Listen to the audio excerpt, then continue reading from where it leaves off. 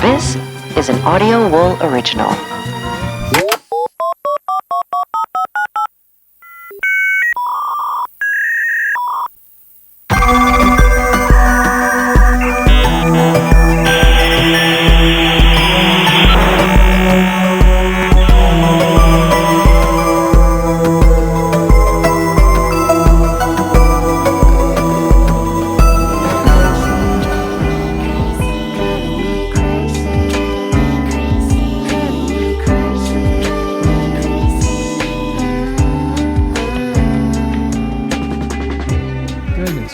It is Casual Frightday. My name's Byron. I hope you're well. We've got ourselves a stacked one for you tonight. Justice in the case of an exorcism gone wrong, as well as a weird picnic, bad cops and bad bus drivers, a non-human reported to 911, an update to our Frunk body story from last time, and of course, the penis man is no longer on the streets. Going through it all with me in occupied Texas, the real penis man, Jared. It's me, the real penis man, trademark TM reserved. You've been the penis man for years. Yeah, that's been me for sure. And it's been a journey. Not everyone knows about it, but I started a movement. And there's a lot of biters, there's a lot of people, and I'm happy to report they're going down. All right. There's only one penis man, there can only be one. So, it's a Highlander situation. Listen, lots going on over at Frightday. We've got the Hoodoo Tall interview dropping, I think, tomorrow, which is very exciting. One of my favorite interviews that Kelly's ever done. Honestly, you're fine. What's going on? You need a nebulizer or something? I sneezed and farted out my mouth. Wow. Yeah. One of the most genuine interviews that I've ever seen Kelly perform. It was really a touching one. So I'm really excited for y'all to hear that. Excellent. Also touching. We did a Charlie Kirk conspiracy theory episode of Behind the Screams. I'm sorry for everything that Kelly said. Also. The alien in the freezer story. That'll be coming out 2 weeks from now on Behind the Screams. Very, very exciting stuff. And next week, we're going to be doing a review of our good friend Brendan Christensen's new film, Night of the Reaper. We all know Brendan Christensen, one of the best guys. He's been a part of Camp Frightday in the past, director of Stillborn, Z. I'm missing one. Superhost? You remember Superhost? You see that? You see this? I remember it, but I don't know that I saw it. Great film. Check it out. Really excited for this Night of the Reaper film. He's had a screener in my inbox for a while now, including one for his other film, which I don't know if I can tell you anything about that yet. I'm not not sure if it's been announced, but yeah, very exciting. The FrightdaySociety.org, Frightday.com. Yeah, check it out. Holy cow, this Tesla trunk body situation sure did explode over 2 weeks, huh? It's kind of wild. I never asked. How are you doing? Oh, me? Over here, I'm doing just fine. What do I got? Any updates? I quit my job, guys. I'm a real podcaster again. So we got 2.5 real podcast 2.5 weeks. Honestly, this is like my favorite like Ashton Kutcher style moment. I punked everyone's ass into thinking that I was still like actively, I pulled it off for like, I've had a full-time job for 3 years and still performed a podcast for you guys. So thank you for your patience. You're doing a great job out here, man. Well, I'm doing my best. I haven't done a lot of other things, but I'm really excited to kind of return to the quality and form that y'all came to expect from me and that I've been able to fake successfully for years. So very excited to be, jumping back into it. And honestly, if you want to support that, you can always go to patreon.com/Frightday or patreon.com/Shrug Club, which is the other podcast Jared and I do, Louder Than Crowder, together. So go support all those places because, now I guess I'm a podcaster. So come see us. We're doing fun things together. Yeah. Oh my God. We've known each other for a long damn time, and now we we're doing projects again. Yeah, I was over, I guess, earlier this week. I drove a couple hours west to watch Sunny Day Real Estate and the band Cursive, and I realized that like Cursive was never my band, but I always called it a Billings band, which is kind of funny. Does that make sense to you? I associate them with Billings kids also. I love to hear that because, so for people who don't know, Jared and I, we didn't live in the same city, but we were both in bands in the state of Montana. And he was from Great Falls, I was from Missoula, and this band Cursive, of course, not like they're super small or anything, but yeah, we always associated them with Billings kids. So because they were like they had a band they're called Acadia and the Asteroid, and they had a celloist in their band, and so she also played piano, I believe, as well. Yeah. And so they kind of had that like the indie thing, but then they were also rocking like the heavier guitar, like big dynamics and stuff. Kind of art rocky. Very cool band. Yeah. And definitely was like pulling from that genre. So I think that we probably associated with like, they're like open to like different kinds of instruments, not just like guitars. Yeah, I toured with Arcadia and the Asteroid for a big leg of something at some point, but what's going on in the background for folks who aren't watching, which of course you can watch at thefrightaysociety.org or youtube.com/Frightday. D4V'd, David, his music video for One More Dance is playing on the background here, and he's portrayed as a guy wearing, oh my God, they just did the Bike of Sheboygan with that cart. Did you see that? Yeah, tossed her. The video opened with David, who is portrayed with the snake bite tattoos. Well, yeah. Or so not the tattoos, the piercings. I can't get words. I can't get words good today. We started a little late. Apologize in advance. You got good words, my guy. The video is David here in a bloody white button-down shirt with a blindfold on.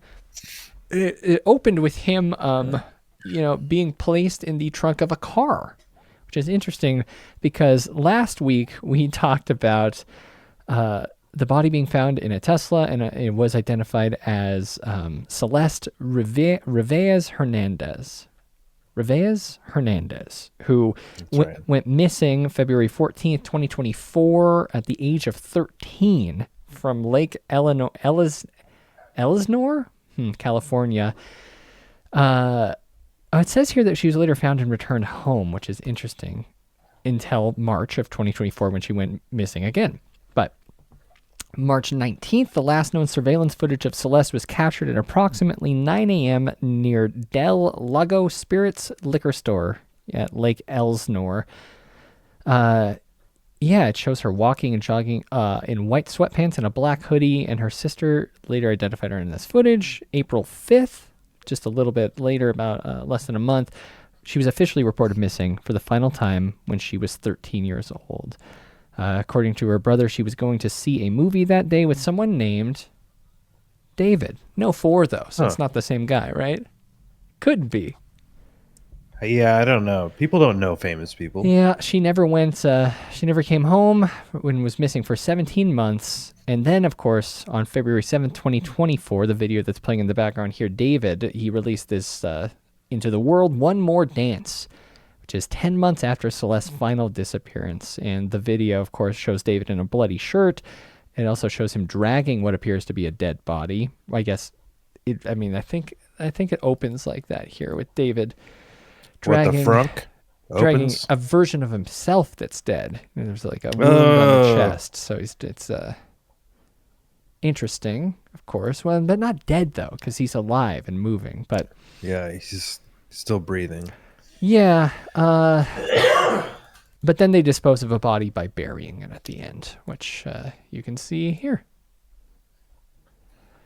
Which, of course, it doesn't make sense because on September 8th of 2025, Celeste's severely decomposed remains were discovered in a bag inside the frunk of a Tesla, which is the front trunk, which was registered to David at a Hollywood impound lot. Yeah, workers said that it stunk. The frunk stunk. And, the body was found the day after what would have been Celeste's 15th birthday. And all the while, David is on tour, having a great time. partying. Yeah. He was having a funeral Yeah. procession at the beginning of it or something. Which is odd because the funeral for Celeste was also taking place. Also, new developments in the case of Celeste Rivas Hernandez, whose body was found in a Tesla belonging to singer David. The teen's body has been released to her family for burial. That's right. Mario Ramirez is live in Hollywood with more on what we know about her funeral. Mario. Brooke, Jen, as the LAPD continues its investigation into the death of 15-year-old Celeste, this is still being referred to as a death investigation, not a homicide. And it's been more than 2 weeks since her remains were found here. What? Why? I'm so confused about why they're hesitating so much to say, hey, it's really suspicious that this... Is he a Scientologist or something? Maybe. I mean, like, they have matching tattoos. Like, they have the shush on their finger, which, again, bacon narwhal, I has cheeseburger. Yeah. Epic bacon. Yeah, of course. But I think it has something to do with them knowing each other at least, right? And it's not like she accidentally got frunked in the car, like... Yeah, and cut herself up? No. Well, yeah, I forgot that she was cut up, right? Wasn't she, severely, mutilated or something? I thought that, I'll have to look into that while this guy talks for a second. At this Hollywood tow yard... What's up? It's not too bad on the drag, but it's like it's doing the like when you're talking to me. Oh, interesting. I wonder why it would do that. Maybe I will change my mic setting here, and we will do. Can you hear me now? Can't hear you. Oh, you can't hear me. Do a couple tests here. Test 1 2. Test. Test 1 2. Test. Test 1 2. Test. Can you hear me? Yeah. Oh, could you hear me the other times? No. Okay, so you can hear me now. Take a look. Yeah, there's just a little bit of buzz, but I'll deal with that. That's kind of. It feels just like lagging. Is it lag or is it audio? If I talk now, is that better? It's still just going better. Oh, and that's not good. That's gonna bug you. It's just hard because I have to listen extra hard. Yeah, let me reset Discord really quick. Did I shut down Discord for you? No. Control-Alt-Delete. How's everyone in the chat doing, huh? Hey, everybody. Hey, everybody in the chat. We're just having a little bit of technical difficulties here with the occasional internet issue. Yeah, I'm going to end this. Boom, there's Jared. He's gone. Now I can say whatever I want. Anyone have thoughts on this this situation, though? Okay, AB says it sounds good, which is nice. Love to hear that. And I'm joining the live stream. How do I sound now, Jared? Sounds good. Just keep talking for a second. Yeah, let's just catch up, hang out. Bing bong. Bing bong boom. Bing bing. Yeah, bong. it sounds good. It's very clean. It's clean. And it feels like when we went on, it started going. Now, now we're sharing audio, we're sharing video. Tell me what you think of. Can you hear me still well? Yeah. Okay. Celeste Rivas Hernandez pictured here. Her family finally able to receive her body. The LA County Medical Examiner confirms the remains were released to her family for memorial services, but officials haven't made public exactly how she died or whether or not results are pending. Her remains found a day after what would have been her 15th birthday, stuffed inside of a Tesla, impounded here to this tow yard after reports of a strong stench, and that Tesla registered to the singer David, real name David Anthony Burke. He has since canceled the rest of his world tour for his album that was released earlier this year, and while he hasn't been involved or named a suspect, a detective searched a Hollywood Hills home the artist was renting not far from where that Tesla was abandoned before being impounded. And as investigators work to piece all of this together, TMZ's Harvey Levin joined Fox 11 last night, saying police have been very tight-lipped about all of this. I love that TMZ is the authority of this story at this point. I mean, sometimes they do good reporting, but celebrity stuff, I guess. I don't know. I guess. I mean, I think, to me, it seems more likely if they don't think that David killed this child. I think they're probably seeing if he was having sex with her, right? Like, does that make sense? I mean, yeah, like Because, I mean, I don't know what complicity looks like in terms of, like, negligence or What something, are they not right? doing? Like if he didn't kill her or didn't take part in it, he may have facilitated, like, put her in a situation where she could have been endangered, or maybe there was some sex trafficking issue. I don't want to, allege too much stuff. I don't really know the details. Maybe Harvey will tell us something, but... Yeah, I guess, like, we're just still in nothing officially concluded. So homicide may or may not have occurred. Well, there is a dead body in his car. Yeah. I'd like to welcome to the chat Danny West. Good to see you, Danny. Neen What's up, Boone. Danny? And is that Chick Zulu? Interesting. I don't know what that is, but welcome. AB says, have the beginning of a cold, oh no, but other than the existential dread of the U.S. becoming a fascist government and the economy collapsing and the European war with Russia starting, I'm good. Yeah, I'm good as well with all of that. And Danny, yeah, welcome again. It has been a while. All right. This. Harvey. I have rarely seen the LAPD play their cards as close to the vest as they are in this case. They are on lockdown. Dude, honestly, now that I'm a podcaster again, I want a warehouse like this where we can all just hang out and have computer. Look at all these guys hanging out behind him.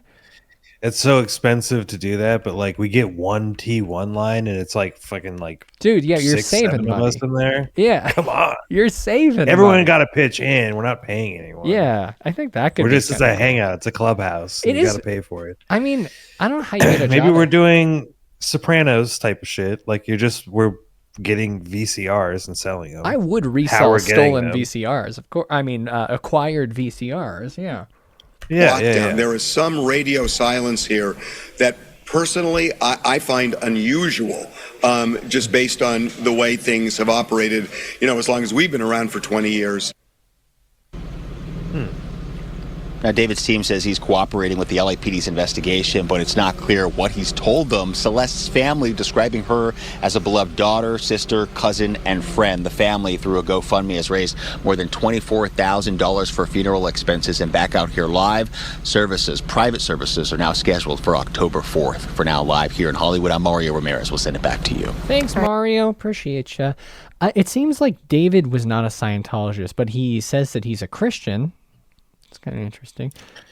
Huh. He gets send somebody to heaven, maybe. Yeah, he gets his personal power from God and is a heavy believer in the Christian faith. Huh. Okay. Well, I know a lot of people that say that. Yeah, I agree. AB, unfortunately, Montana office space actually goes it's pretty expensive. Lately. Yeah, it sucks to live here, if I'm honest. If I didn't buy my house when I did, I would not be able to own a house, and I would be living in a small place, maybe with a roommate. But Missoula is very expensive to live in right now. Blessed by the blue sky, Jared. Yeah. We love that. I think like it's like slightly more to live here. But it's in like Austin, yeah, probably, yeah. But they're like almost identical. It's nuts. It sucks. Also, new developments in the case of Celeste Rivas Hernandez, whose body was found in a Tesla belonging to singer David. The teen's body has been released to her family for burial. I think we just watched this one. Yeah, we just watched that one. Sorry about that. But they have new clues. Detectives proceeding cautiously as they investigate the death of a missing California teenager whose body was found in a car belonging to popular singer-songwriter David. Was he actually popular, or am I just getting old? Like, he was doing a world tour, I guess. It said that he had a platinum song, but I don't understand what I've never heard what that means. If we're talking about it was like an OST song, and the OST hit platinum numbers, and he was a part of it. Is or that like, what it was? Oh, good. Yeah, it's one of his big singles is "Romantic Homicide." Okay, yeah. Huh, that's kind of cool. That doesn't say anything weird about the situation. And I'm not the guy that. Hey, what? His birthday, December 8th. Oh wow! Cool. I'm not one to like. I was in a screamo band for a very long time. Post romantic homicide. No, like the lyrics of the first two EPs for the Sharktopus were all basically true crime stories from the perspective of a serial killer. Like I would sing the lyrics like from the perspective of the killer. So I wouldn't want to be too judgmental of someone who is expressing dark themes through music. But I mean, I also don't have a frunk, and I've never had a body of a teen girl in my frunk. So, you know, hatchback. What's up? What's up? Hatchback gang. Do you have a hatchback reminds too, me. Yeah, well, yeah, I got an SUV. Oh, so he's got a kit. It's got the hatch on the back. Yeah, you got a new car. I forgot about that. Here's David Somebody explaining. is parked in my spot. I have to go look to see if they why are you parked in my spot? You ever think about popping their tires or something? Oh, yeah. Oh, yeah. Okay, so he explains that his songs are based on a manga that he created about a detective with a murderous alter ego named David. Itami. Yeah, David, not with a 4, which means pain in Japanese. Interesting. What a dork, huh? Right? What a dork. Here's a resurfaced video of. And then I get a text from my coworkers and all that from the shift, and they get fired too. This is romantic homicide. Tell me about it.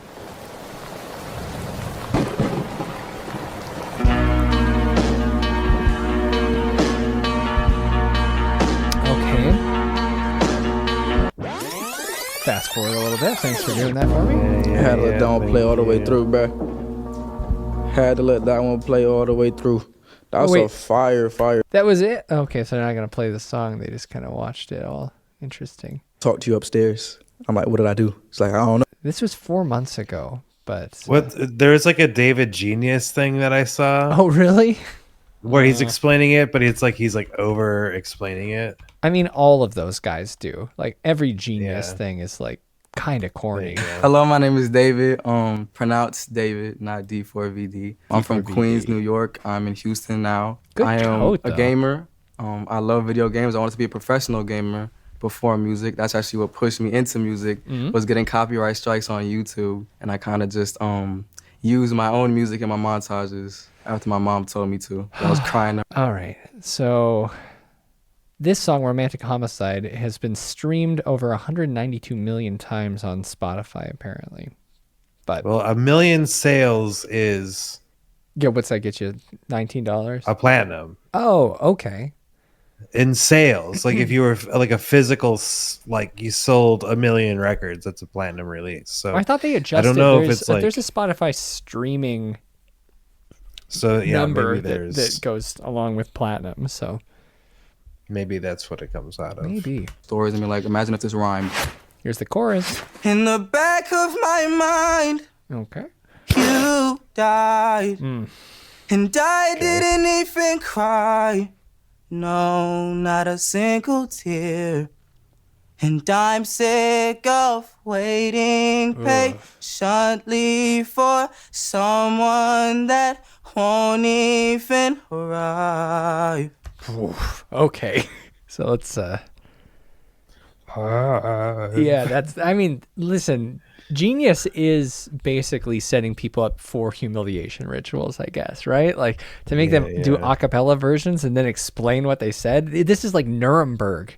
This is wild. Like you have to explain the art to us. Oof, I don't want that at all. That sounds terrible. I don't understand your inside joke. Give me all of it. And do it in front of everyone. I'm not interested in that. No. So this is the David. You might have done something weird. So this is... It's kind of like Fight Club. So he also doesn't understand Fight Club, maybe. Well, he's saying that Tyler Durden is his alter ego, Itami, is like Tyler Durden, I guess is what he's saying. Sure. So he's really cool and he has a motorcycle. Yeah. He takes his shirt off and he's got the V thing. Payne drives a Tesla, bro.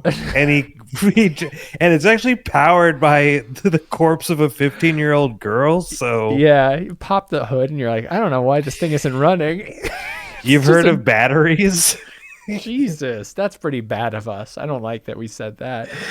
What else is the explanation? He's that's a great about point. Magma. Yeah, this is like his version of Christine, basically. Manga. Yeah. Listen, God.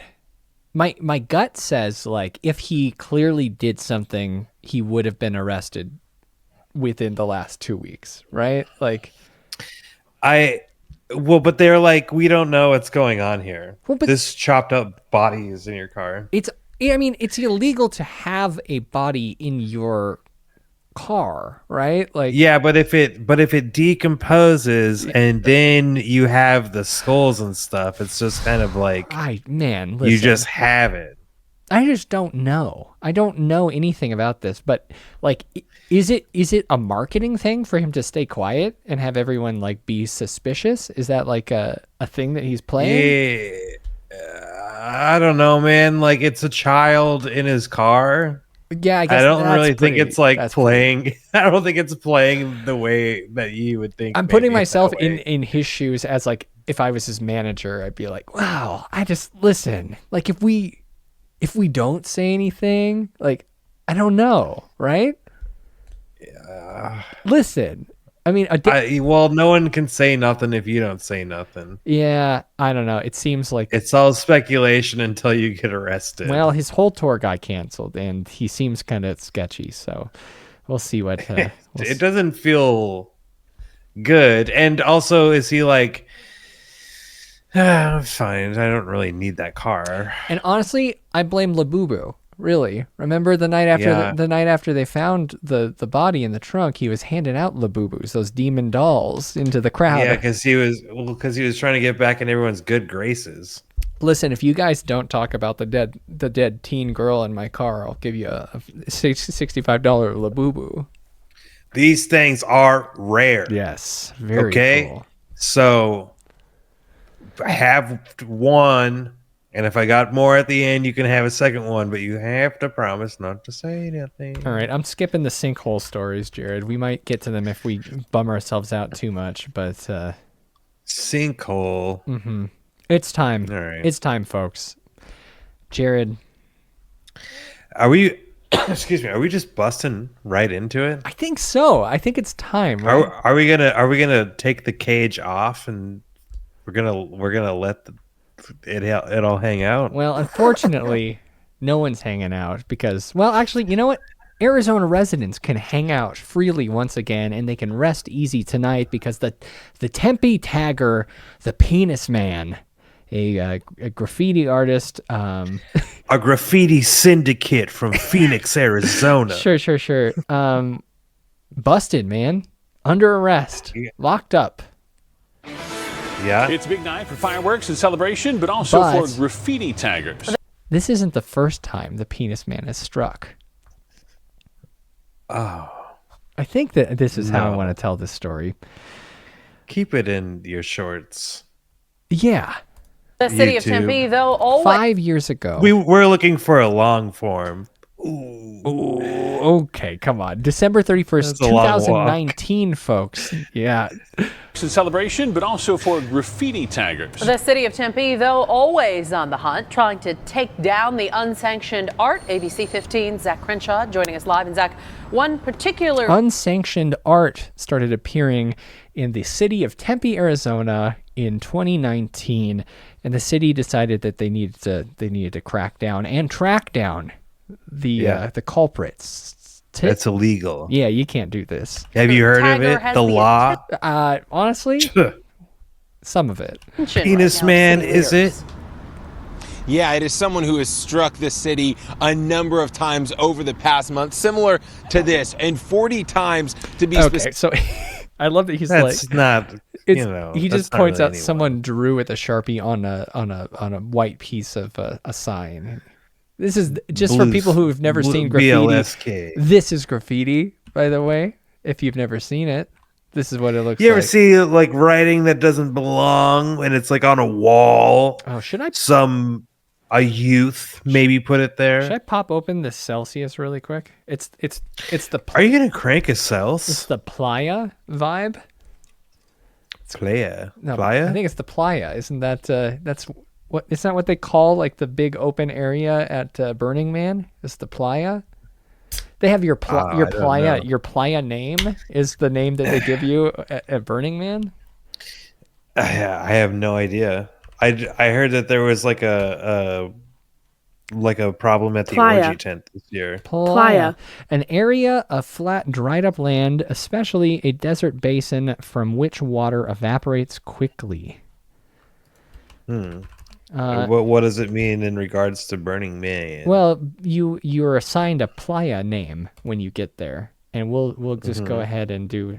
Should we give each other one? How do we do that? Here's a Playa name generator. Okay, yeah. It's kind of fun. I'll give everyone my last name. Do I really have to do my email address?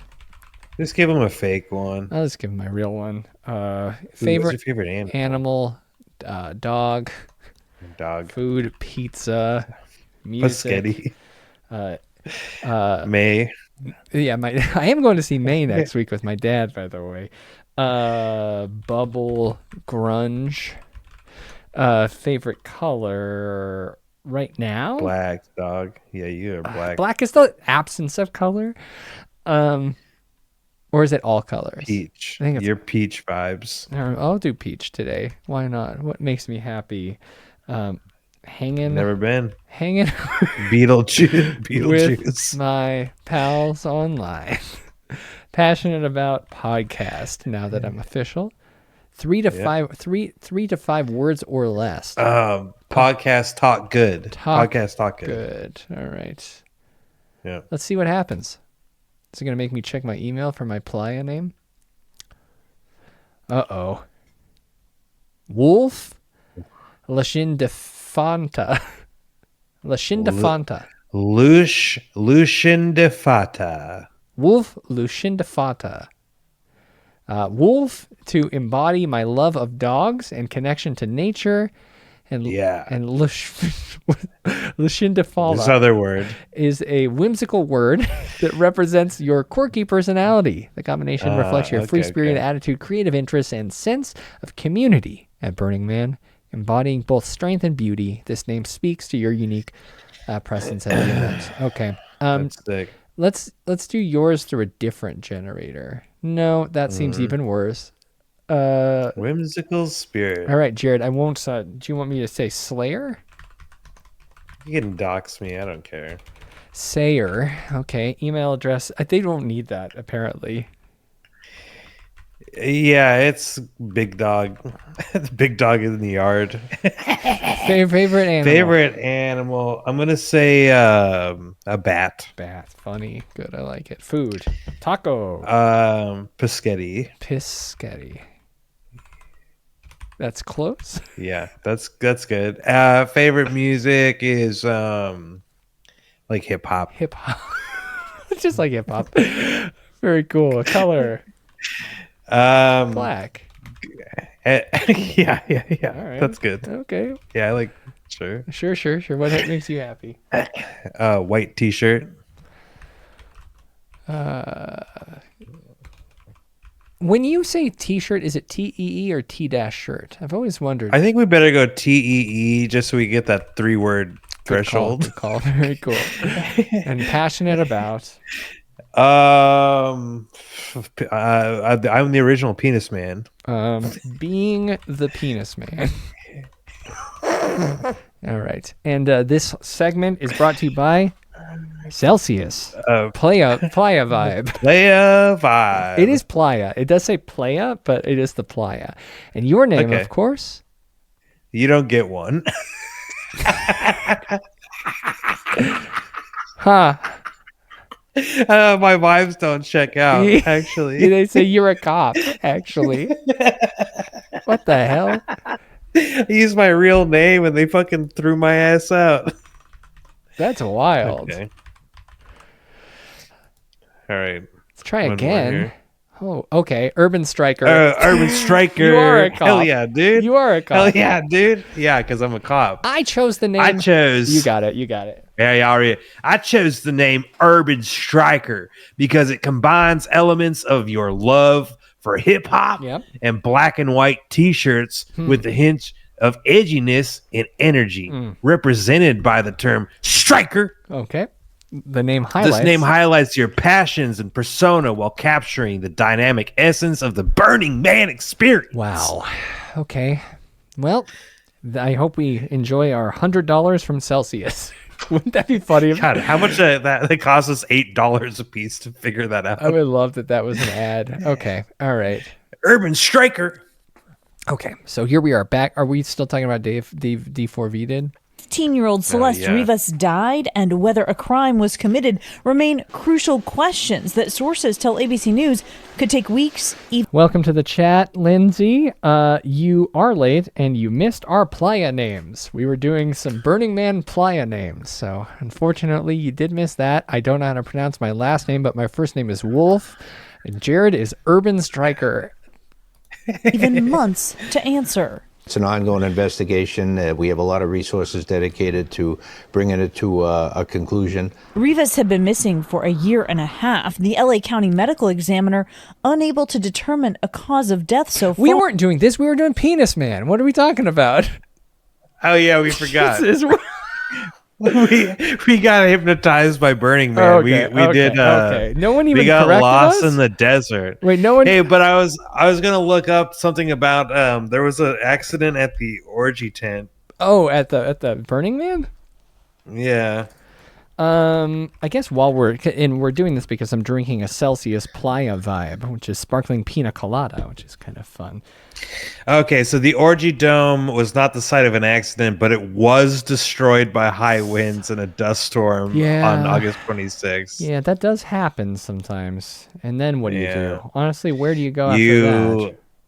You just gotta...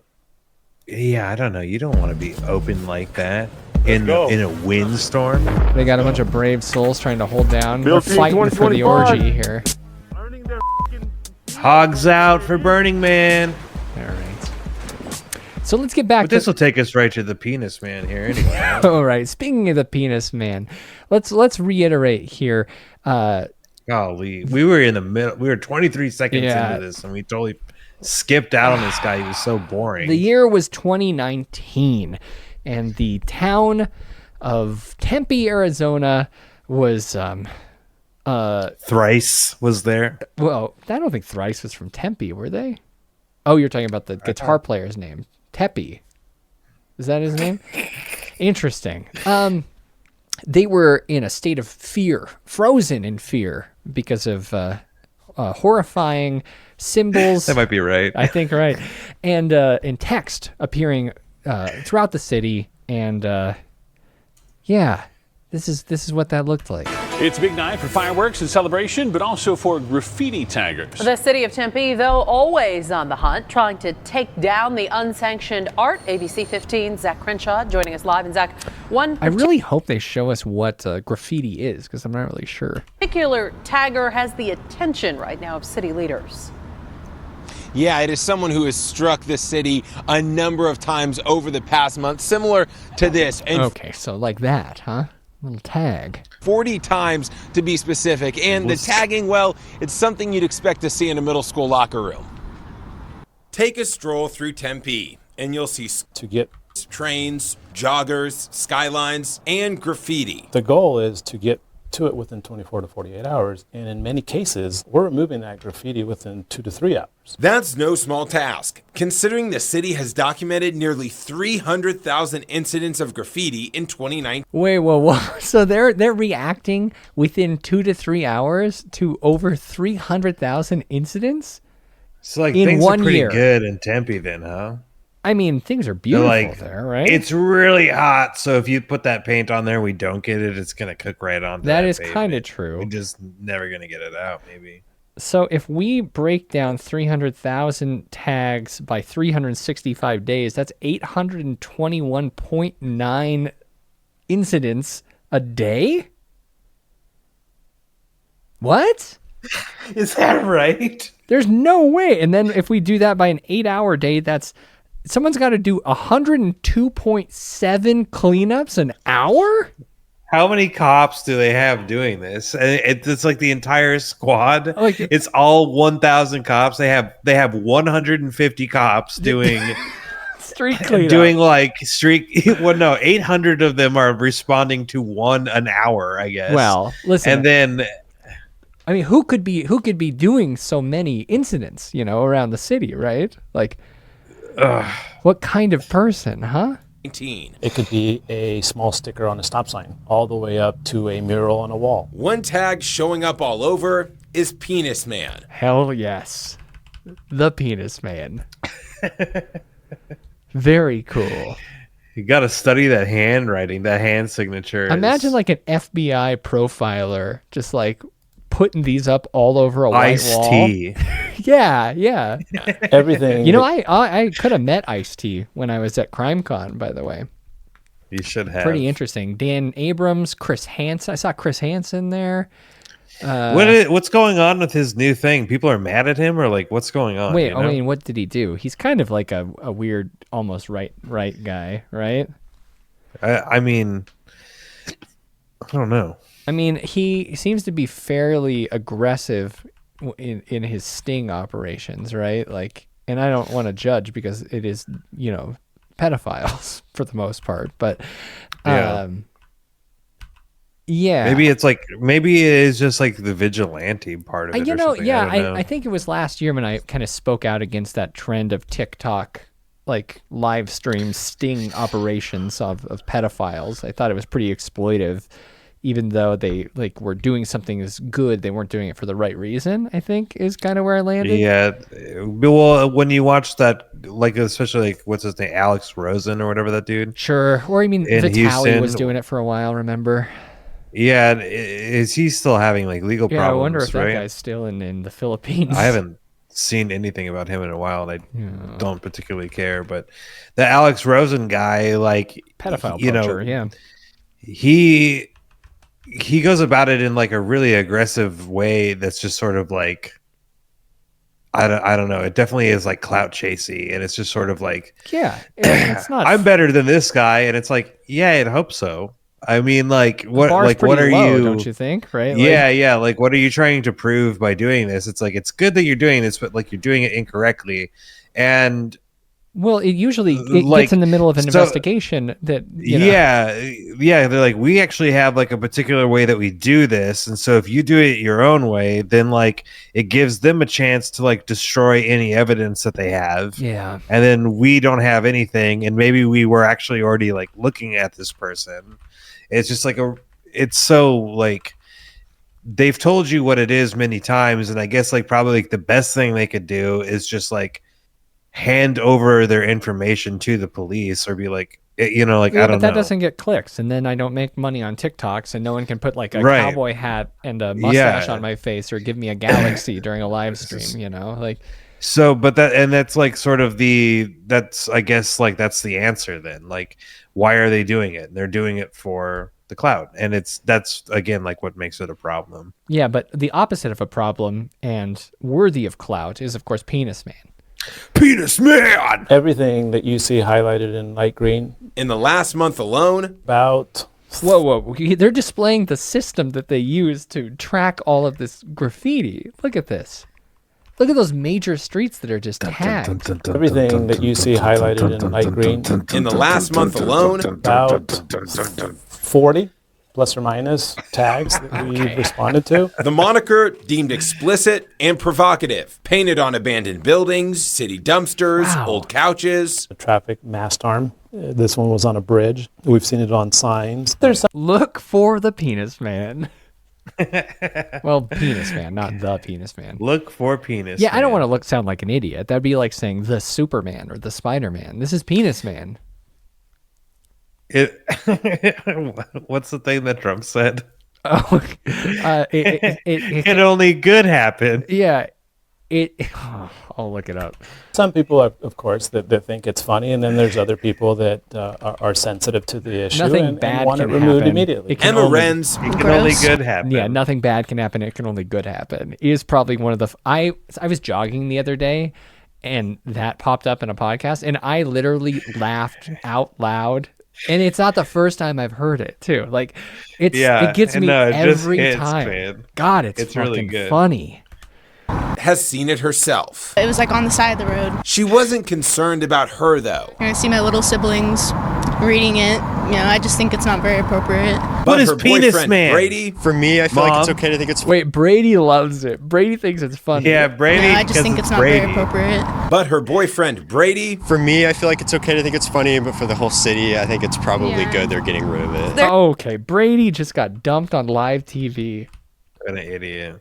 There he goes right behind him. There's another Penis Man. There's right street behind art, this guy. and then there's just being obnoxious. And I think that's what that guy's doing. The city of Tempe says they hope to catch the crass culprit. It could be as small as a misdemeanor or as large as a felony. Until then, they'll keep repainting and hope the man or woman behind the moniker moves on. Don't love your job. Job your love. Wait, what?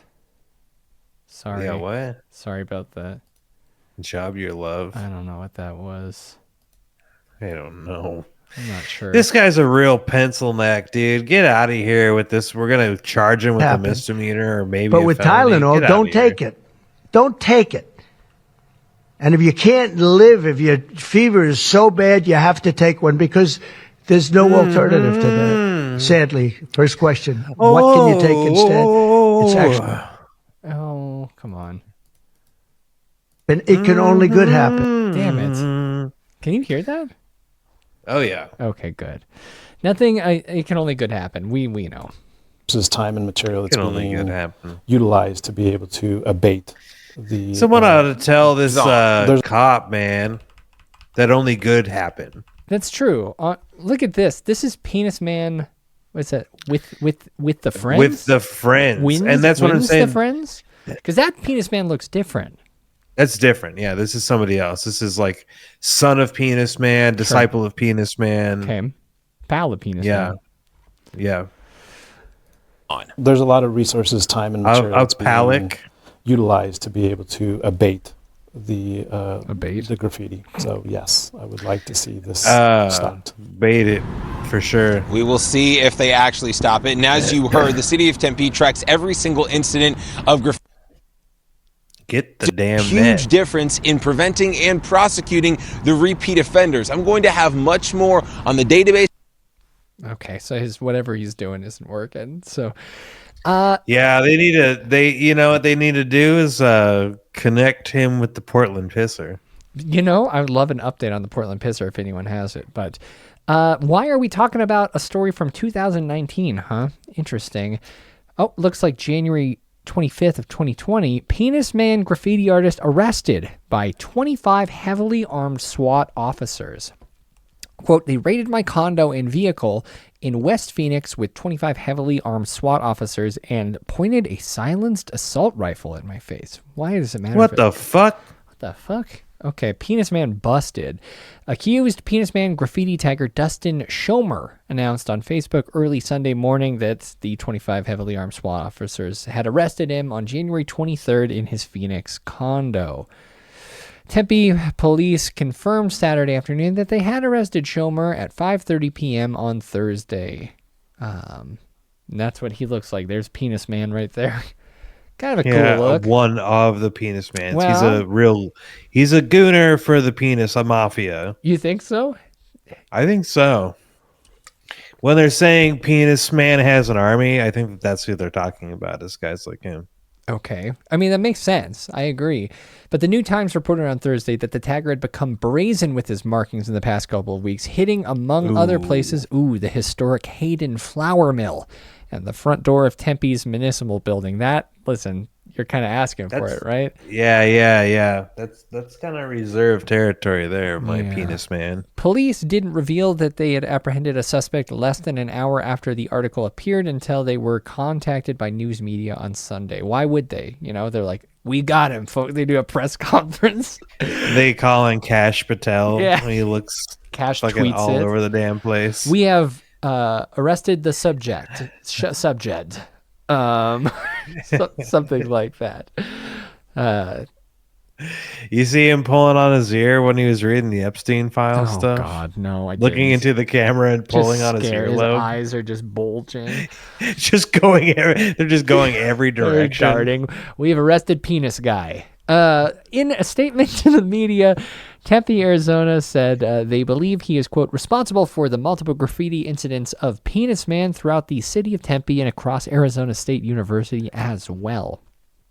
Dustin was booked into Tempe City Jail on 16 counts of aggravated criminal damage, 8 counts of criminal damage, and 1 count of criminal trespassing in the first degree. Mm-hmm. So I guess case closed, right? They got the penis man here. Yeah, I mean, it's a real bummer. Wow, he was. Wait, did he get? This is interesting. They didn't give him anything to eat, if you can believe it.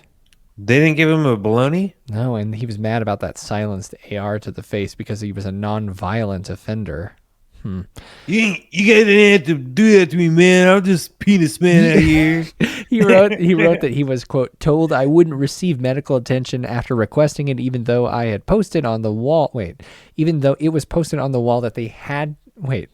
Even though it was posted on the wall to ask if desired, I was having a panic attack because they put a fucking assault rifle in my face. That's illegal, both denying medical attention and excessive force, he says. Oh no, is he one of those, is he sovereign? Yeah, is he traveling or? Is he just traveling?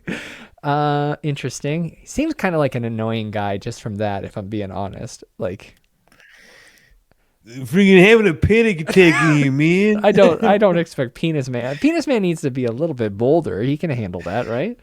Yeah, you need to be brash like a rash, my dude. I want him to be as cool as Kevin Bacon or Kevin what's Kevin Spacey's character in Seven, just walk into the police station with his arms out and his hands covered in graffiti saying I'm the penis man, basically. Just dripping with black ink. That super calm scene when Kevin Spacey comes into the police station.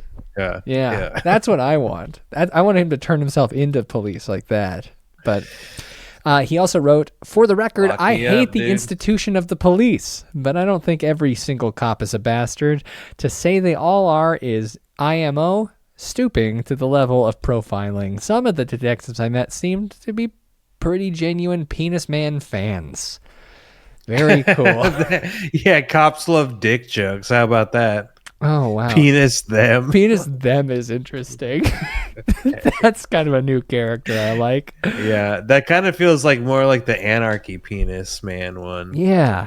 Wow. Kind of the using a fucking Sharpie, like a fine tip Sharpie, and not like a spray paint or a block marker or something. There's something about it though that I like, the roughness of it. It's like a child doing it to their parents' fucking living room. Yeah, it's crayon almost on a eggshell wall. Yeah. I think that's kind of cool. So case closed. We're moving. Wait a second. Yeah. Oh no. What the hell? Penis them's got more story on that. Penis Man, or at least one of them, has been sentenced, guys. Remember them? Look at that Penis Man. That's a good one. Penis Man across those Porta-Potties. And of course, if you're just listening, go to youtube.com/Frightday, subscribe and watch there. This is Penis Man Graffiti in November of 2019 across some Porta-Potties right there. Lovely. Penis Man sprang up as an unlikely countercultural hero last year, they're saying in this article is being written. Strong moves, Penis Man. February 25th, 2021. So a little bit later here. After a mysterious graffiti tagger began spray painting those 2 iconic words on prominent local buildings, including Tempe's City Hall. But now fuck it's you time. guys up in City Hall, bro. Honestly, fuck you guys. Penis Man to the rescue, huh? It's time for a Phoenix man behind the virile vandalism to pay the bill. Dustin Schomer, 39. Oh no, he was 39. Student of the Japanese language, with some offbeat political ideas, was sentenced this week to 3 years of supervised probation in order to pay. Wait, so we don't think that that's cool that he's 39 spray painting? Or do we think that that's cool studying and the he's Japanese 39 language? spray painting? I don't know. I'm still up in the air with my thoughts on Dustin here, but he was ordered to pay $8,000 in restitution for the damage. A deferred 4-month jail sentence will be erased from the sentence if he completes, 500 hours of community service. This is a fucking ton. Jesus Christ. See, this is how they get rid of all the graffiti. They get like a proper use, a chain gang of offenders to clean up graffiti, right? Yeah, that sounds right. So according to this is the plea deal that he signed in December. I guess we could pull 500 hours and That's you're going a to clean lot. up 500 of these penis man tags. Oh my God. Because listen, he might not be alone here, but we'll get to If that. I was penis man, I would be finding ways to be doing penis man tags while I was cleaning up my last one. Of course. Yeah. And then it looks like you're actually cleaning up more, if you Yeah. Oh, damn. He must have seen us doing this out here. And it's wild that it happens every time that I'm doing it. I hate that he's doing one of my least favorite outfits right now, which is hoodie with blazer. The sports jacket thing. It just reminds me of and I'm a huge fan, Bam Margera, though. Like, it's like that kind of energy. Yeah, it's definitely bum fights energy for sure. Yes, exactly that.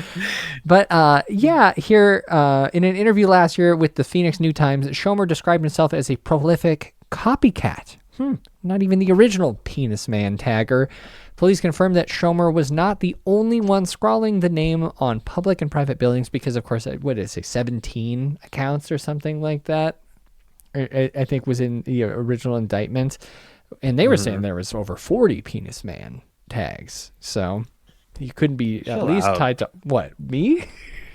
No, these guys just count 2 or 3, whatever. Yeah, why not? The graffiti began turning up around the town in November of 2019, and especially in Tempe, home of the Arizona State University. But do you think that they're like charging him per letter? Well, that's a lot of money. $8,000 for 17 tags, right? Like, I don't know, man. That's a lot. But I have a feeling.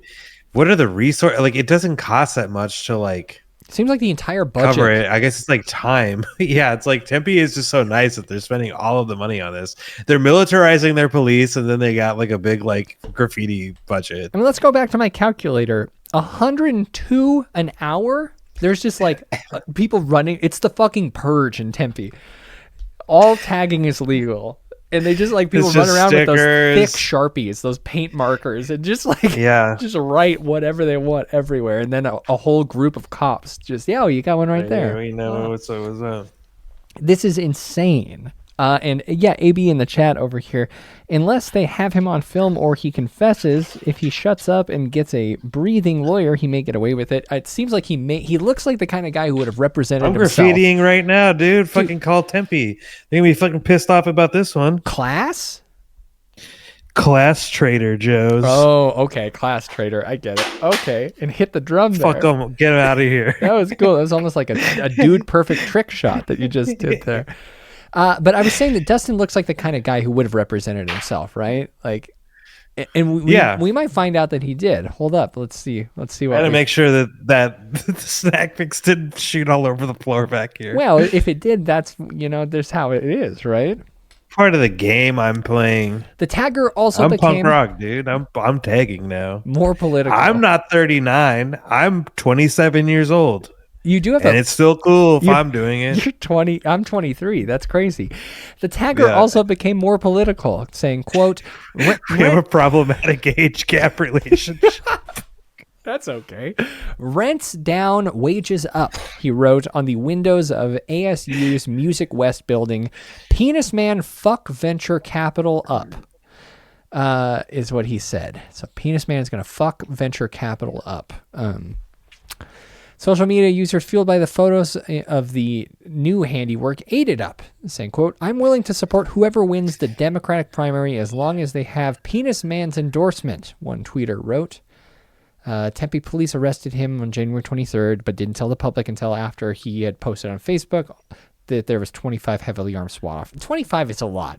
But it's a lot for it one seems like penis. Maybe a third of the city of Tempe is a part of the police force. Right? Maybe they're all deputized. That's kind of the area where people just like get got a bunch of Papa Johns running around. Of course, yeah, some Dean Canes running around storming places. I could see Dean Cain cleaning up graffiti, right? Yeah, got time to lean, got time to clean, Kane. Okay, here turned out that may have been an exaggeration, but Tempe police later confirmed that the raid involved about 15 officers, including a canine officer and 4 helmet-wearing tactical team members. So not quite 25, but still way too many, right? There was 15 guys and 10 dogs. That's insane. So many dogs. Just a pack of them, right? Okay. Get them. So they didn't catch him. I just like a little. This is like a side quest information. Yeah. But if you ever get attacked by canine dogs, they train these things in German, so you can shout if you know German. You can shout at the dogs in German. They might respond. Do like 9 and tell them no. Or yeah, 9. Yeah, if they're biting you and you're saying no and you're saying things in English, they actually don't understand it. They don't speak English. Well, they're also dogs, though, so they don't speak human either. But they do. Shut up. Okay, sorry. So he had wet paint and some gloves that had dab on my ass. I'm sorry. I've seen dogs talk before. They're doing it when they're going to heaven. I like it when they hit the buttons that say like, stuff. They have the buttons on the floor. Feed me now, bitch. Yeah. Why even program the bitch button? They're always putting one on there because they think it's funny, and it's like the dog is just clicking buttons. Yeah, there's no way the dog cares. When he touches blue, red, you give him a treat. And that's all he's really remembering, probably. Exactly. So apparently, they found a pair of gloves in the condo, one with the letter P on it and the other with the letter M. So he had Penis Man superhero gloves, basically. This guy sucks so much. I'm sorry. Like, I went into this really liking Penis Man, but there's something. Yeah, but that's what we find out. We find out that like not everyone is a hero. That's true. Dustin explained that writing Penis Man all over the city was about starting a movement against the investors and developers who are moving into Tempe and Phoenix and causing housing and rent that is no longer affordable. Which, I mean, I guess that's God, I wish that people who were leaders in movements like that weren't folks like him, right? Mm-hmm. He is a self-described unemployed slacker and musician who was fired from a customer service job a month before the MLK weekend tags. He previously lived in Germany for 9 years and has a degree in Japanese. Okay. Giving all of us a bad name, this guy. He expressed irrational ideas about the taggings, claiming that, quote, people from my childhood are trying to kill me, and speculating that local politicians were behind the original taggings that came before him. And he also said that he's getting help for mental health issues. So, hey, speaking of, there was one other thing that I was like from our chat this week, and I was like, there's something I sent and I couldn't remember. Oh, yeah? What was it? And this kind of feels like this is just like a side quest, like just like a little bit of information here. We don't really need to ride down the rabbit hole too bad. I'm going to put it in the Twitch chat here. Okay. Minneapolis has a new superhero. Oh, I love superheroes. Yeah. And this is it kind of feels like we could have like maybe a redemption. I'm not really sure yet though about this. This is No Mark. Let's turn down the music just in case we get hit. Yeah, he should be playing Lizzo or Prince. This is like Deftones or something? Of course it is if it's on TikTok, right? Something like that, yeah. Getting this guy's stolen bike back. All right. Yeah, and he's going in. He found the damn bike. Found it. Hell yeah. And No Mark got the bike back. and he's walking it to his friend Steve. No Mark is a hero, and he's the he hero, got a bike back. The hero that we deserve. God, he's got like a purge mask there, huh? It's like a Casey Jones almost with a skull face. A little bit, sure. Wow, and did he? He's got like 4 videos on YouTube right now. They're all shorts, so he could probably check out another one. Here. Well, I'm not sure if you're aware, but there's actually a villain in Missoula. There's a villain? Yeah. Do you remember the one guy in Missoula who is like a horrorcore rapper who would like always like threaten everybody on the internet? I was actually unaware of that, but I'm not surprised. This is just a fun little side story here. Missoula has been hit with its own very bizarre little internet mystery courtesy of a TikTok creator known as @MontanaMister. I did see this. I think he sent this to me. I may have. It looks like this is popping off. Tonight's the night. All right, so you can't see because it's cropped a little bit, but what you're missing is Tonight's the night.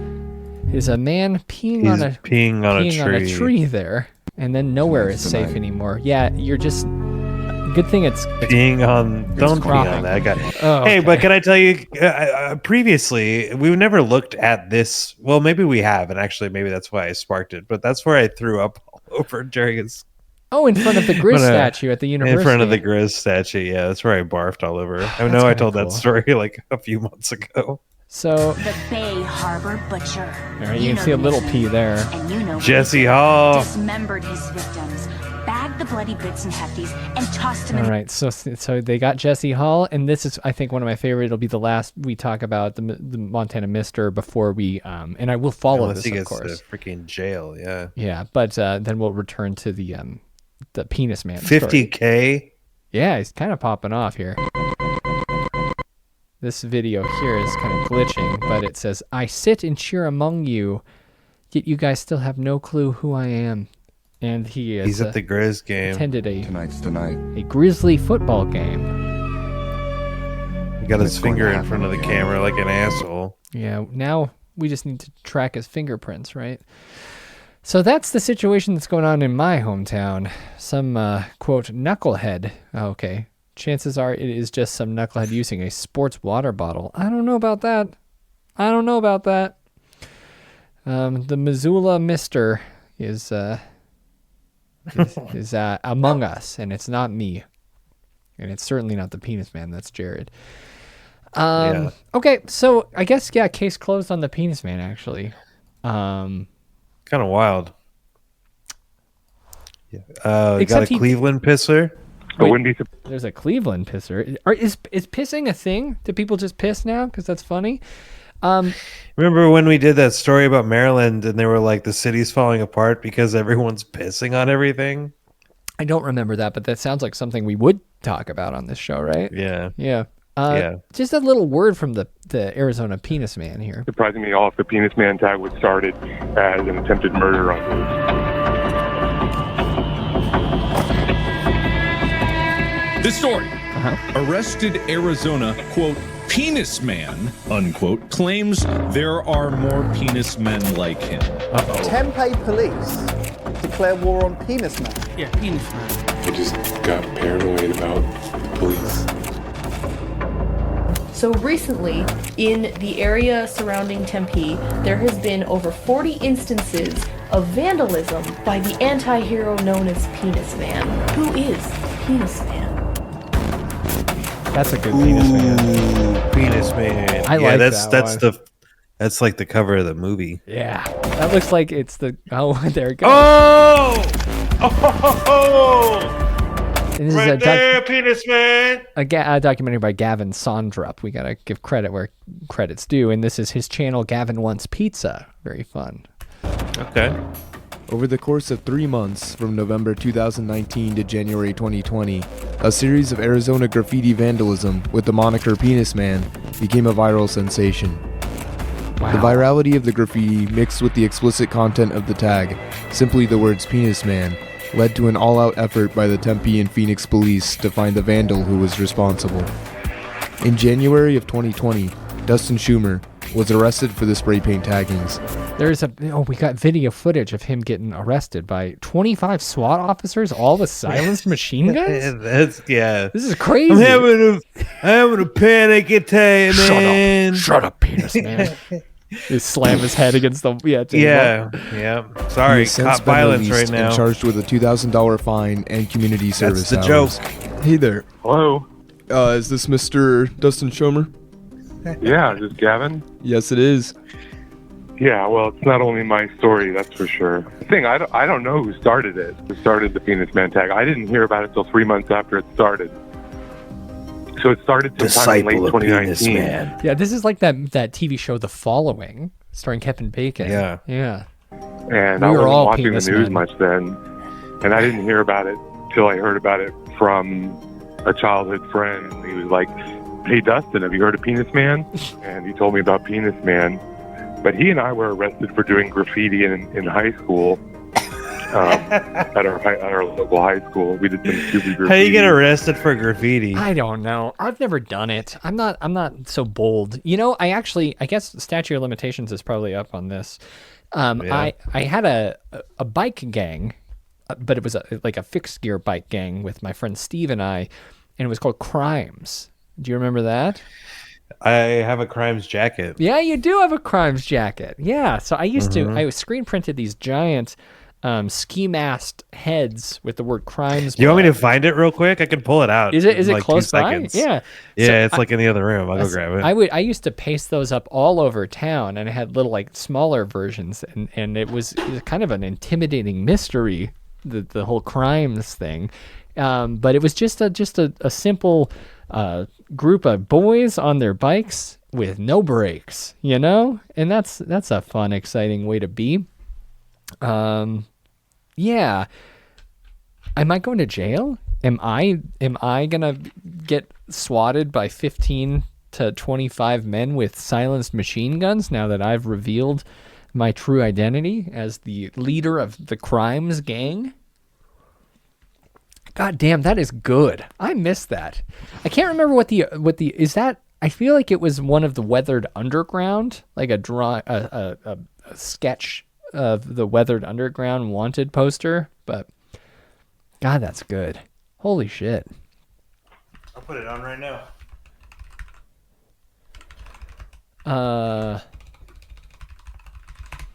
Ski mask? You know, I don't know. I bet we could use like AI to actually figure out what that was originally from. But yeah, super fun. You were part of Crimes. Speaking of Crimes, we all did some stupid graffiti with some classmates, That's and so good. I suspect that he may be behind it, but I can't. Macho prove tail it, drop. Oh, that it is kind of like that, right? Well, let me go into a little more background. We were on I have that. my- We loved that. Yeah, we were trying to be a cool gang like the Wolf. Was it Wolf Men? Man wolves. Polar. And You wanna- I'll do I've my had tag some real manic fast. phases in my life where I don't make the best decisions, and I was in a manic phase when I heard about it from my friend, Oh. former friend. It seemed to be kind of a superhero type thing, which I'm kind of into. And This is my tag. Oh, that's a good one. Is that elephant or a mouse? What is that? A little elephant. An elephant. Yeah, that's nice. I was in a deluded state. I wasn't even masking myself. I wasn't covering my license plate. Oh, I wasn't. I lived in Germany for 9 years, where graffiti is kind of decriminalized for the most part. The superhero or Whoa, look at that penis man. That's a good one. All right. We've seen enough of this, right? Like, yeah, we've seen him. With But he's saying that he's that he's not the only one. yeah, and I think that's He's like, I'm not even the guy. I'm just getting arrested for it again. It honestly seems like he is kind of a patsy. Like he was experiencing A little bit. a mental health crisis during this point, and maybe even an What else is identity there? crisis. Cops As a man went in after his ass. a man in his 30s trying to figure out what he's going to do with a degree in Japanese after 9 months in Germany. You know, Why don't you tag some fucking Japanese shit? that'd be kind of cool. That's more interesting than taking somebody else's tag. Well, again, case closed. Wait a second. Oh, God guys. I told my brother to summarize He's the story. back lecture, and again. September 25th. Can you guys even believe it? 2025. And this is coming to us from AZ Family. Interesting. Though you'd think they wouldn't want anything to do with this story. Look at one of the stories you're reading online at azfamily.com. A profane spray painter leaving graffiti tags across Phoenix once again. 4 years after gaining national attention, you may have spotted the infamous phrase on various buildings and structures all around the metro area. An arrest was made in 2020, but today the tagging is back. So we checked in with Valley law enforcement to see if they've got any suspects on their radar. Phoenix police told us they don't have any information on the recent incidents. Tempe police say they are aware and they are going to provide more information at a later time. So that thickens, and we will continue to follow this story for you right here on Arizona's Fan. Thank goodness that someone's on it, but the Penis Man is certainly back on it, tagging all over the Phoenix area. Someone is writing Penis Man on various buildings and structures around the Phoenix metro area. Most recently, a rather large version of the phallic phrase was spotted by an Arizona Family reporter on the Interstate 10 eastbound on-ramp at 7th Avenue in Phoenix. But the graffiti was cleaned up in a couple of days. What happened between now and between 2019 and now? They had that track record of 2 to 3 hours, and now it's taking days to clean up this Penis Man graffiti. A reduction in force? What happens? This is it sounds honestly, like they're this is doing, what happens, Jared. This is what happens when you defund police. Preach. Okay? Speak that. Talk that talk. We can't defund police. The graffiti stays up, right? That's right. Yeah. And it used to come down within hours, and now it's up for 2 days when you have to read this word about penis. This phallic, profane nonsense. It's making my mouth water. All right. Police said, okay, interesting. So yeah, Dustin Schomer's being brought up again because he was again charged with dozens of counts of vandalism. With hate. I was going to finish saying. I forgot what I was talking about. Okay. I was seething with hate. Arizona Family reached out to Phoenix police about the vulgar vandalism, and a representative said they did not have information on recent incidents. Okay, well, it's undeniable. When I put on the crimes jacket, I get like very conservative and like we're cleaning up crimes. We have to stop them. We're against crimes. Yeah, of course. I don't know what you were understanding when I was showing it to you. I mean, there's no way it's that one. I'm trying to identify in the chat. DeVary said that it looks like a Zodiac drawing, and I agree with you, but I don't think it was based on any of the police sketches of the Zodiac. Huh. I'm not sure exactly, but no arrests have been made. Online commenters are wondering who could be behind this very public penile penmanship. What is this, the New York Post? Quote, no way we think this is one person. Hey, fuck you, miss. It's my own dictatorship. Yes. God, I need to... Did that guy ever do anything else? I know he had a... Yeah, he did a Netflix thing, and I don't think there was anything. Very well, right? But yeah, I don't. No one talked about it at least. One commenter said, "I've seen it on 7th Avenue and Thomas and 10th Street and McDowell. Crazy. Is he like a new superhero?" Pardon me. He's an old superhero, by the way. Yeah. And then someone else He's said, just, like, back on the streets. Someone else said, "I hate this guy." Which I period. You don't know. Period. Don't know why you have to have such a strong opinion on it, but yep. So Penis Man's on the loose. Oh no, hold tight. Tempe police arrest man suspected of vandalizing. They Penis got Man. him again. Busted one more time. Damn it. Tempe police. It's not the announced the arrest of a man. Increasingly handsome penis man. Yes. They say he's responsible for writing Penis Man on buildings in Tempe. According to the department, they have arrested 36-year-old Tanner Balengi on Thursday in Phoenix. He faces 2 misdemeanor counts. One is not being a handsome guy. Look at this guy. A regular handsome devil here. Joe Dirt type guy. He's growing out the bleached hair. Got the Guy Fieri shit happening. Mustache. Honestly, just soft eyes, gentle eyes, right? He's having fun. He's like Well, the penis man he wrote there is kind of interesting because it's like it's like blocked out, but then he like ran an eraser through it to create the letters in there. Something. Yeah, it's kind of cool. Mm-hmm. So, he's under arrest, and it seems like he admitted to being behind the graffiti.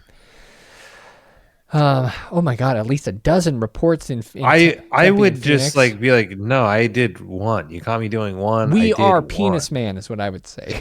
We are all penis man. While the taggings weren't captured on video, detectives said that they were able to link are we doing Bollengi? What are we doing? Belengi? God, that's way better. Belengi.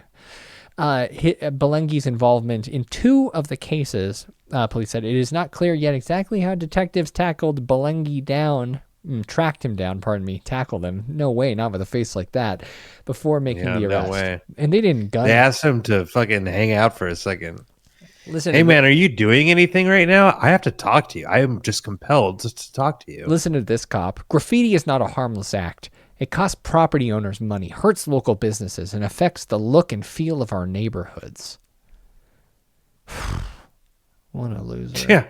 Yeah, it says penis on everything, and I'm, again, trying to get to Costco.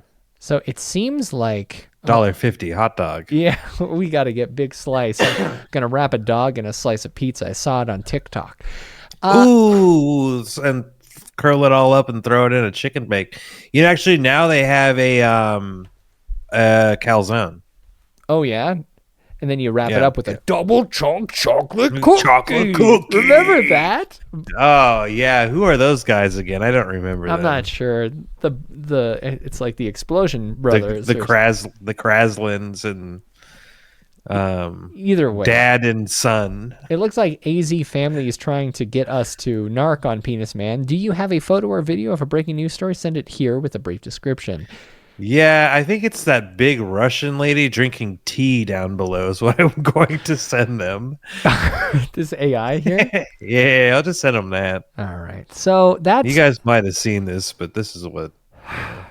That's the Penis Man. Freaking me out. We just had a little fun. Penis Man. Yeah, he's cool. And the original one maybe never got his comeuppance, and that's the whole point of graffiti. I mean, wouldn't it be cool unless you if this parlay was the career? What if this was the original Penis Man and this is just the guy, and he's just like, I've been having fun. Well, he's just like a master of disguise, like a talented Mr. Ripley or something. Like, just goes from like he can commit the Penis Man crime tags, and then like 4 years later resurface, and maybe he'll slip away again into the night, and then eventually return years later, almost like 5 years, like cicada, like a Jeeper Creeper guy, every Victor 4 years. Salvo. Well, no, that's the sick director, and we don't talk about him. And Salva, by the way. Salva. Yeah, I was more thinking of the Creeper, but yeah, interesting stuff.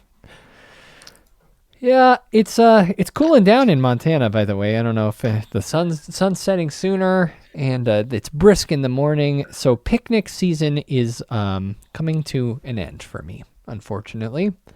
Really? Yeah, but you don't think you'll do another one?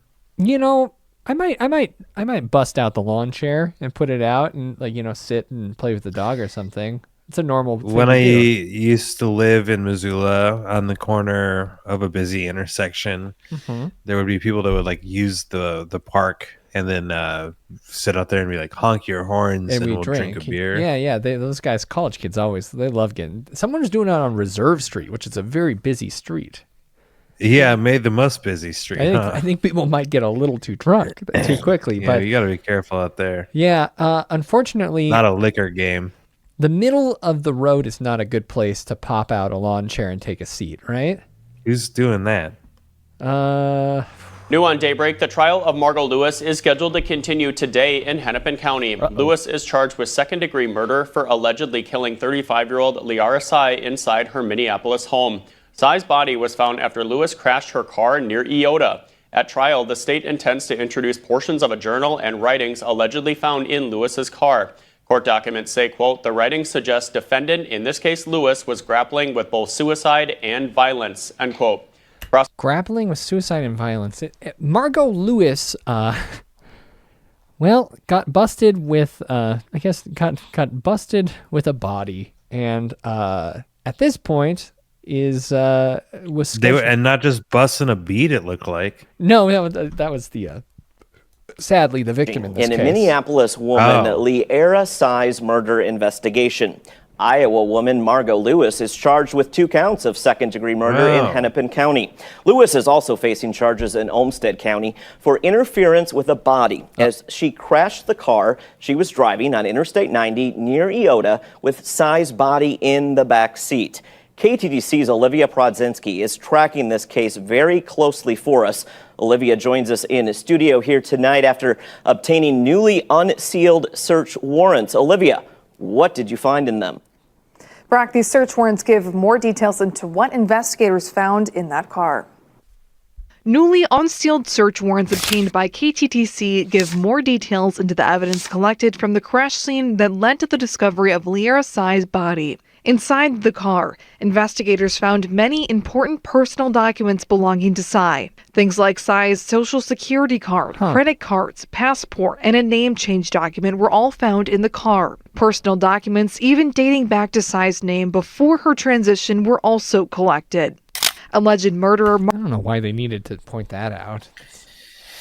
Yeah, it's kind of confusing that they're using her dead name. Yeah, you don't need to dead name people during an unsealing of evidence. That's not really chill. Yeah. Super unnecessary. Margot Lewis also had several items collected, including 2 diaries, her passport, and an airline ticket from Boston to Chicago for June 21st, one day before Tsai's body was found. The BCA also collecting a knife, tarp, and a towel with blood.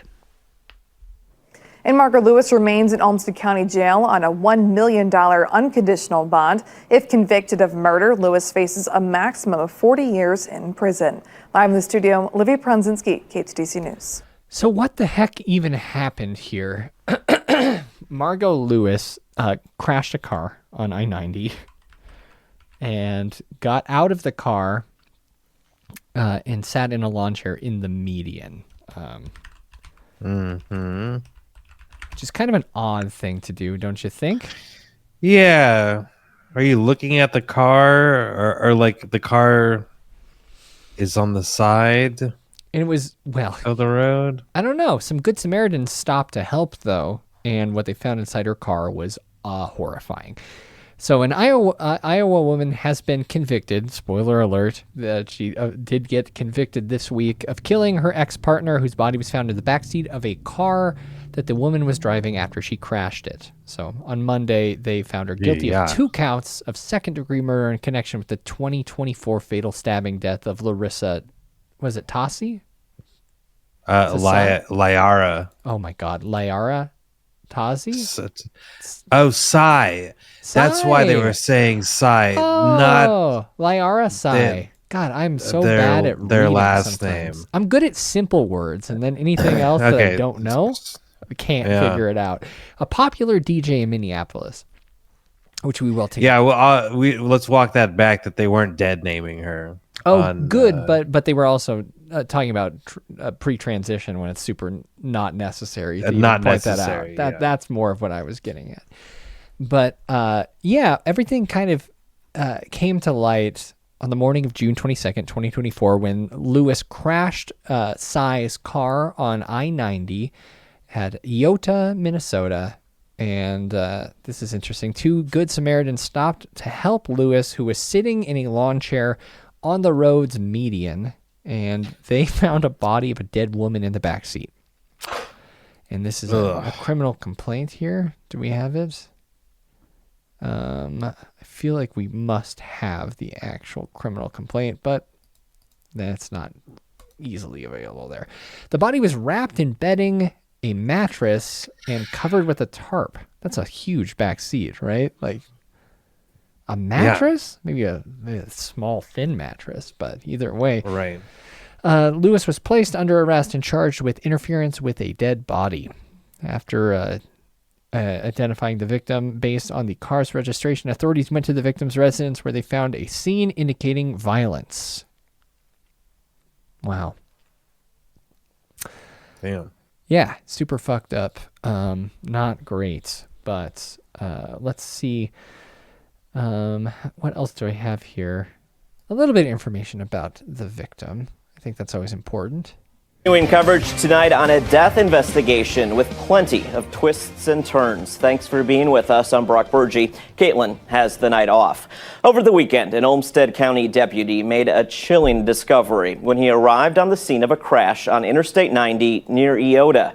In the back seat of this Iowa woman's car was the body of 35-year-old Liara Sy of Minneapolis. KTDC's Olivia Prodzinski is digging into the story for us, joining us now live in studio tonight at 10. Olivia, Lewis appeared in court today, so get us up to speed here.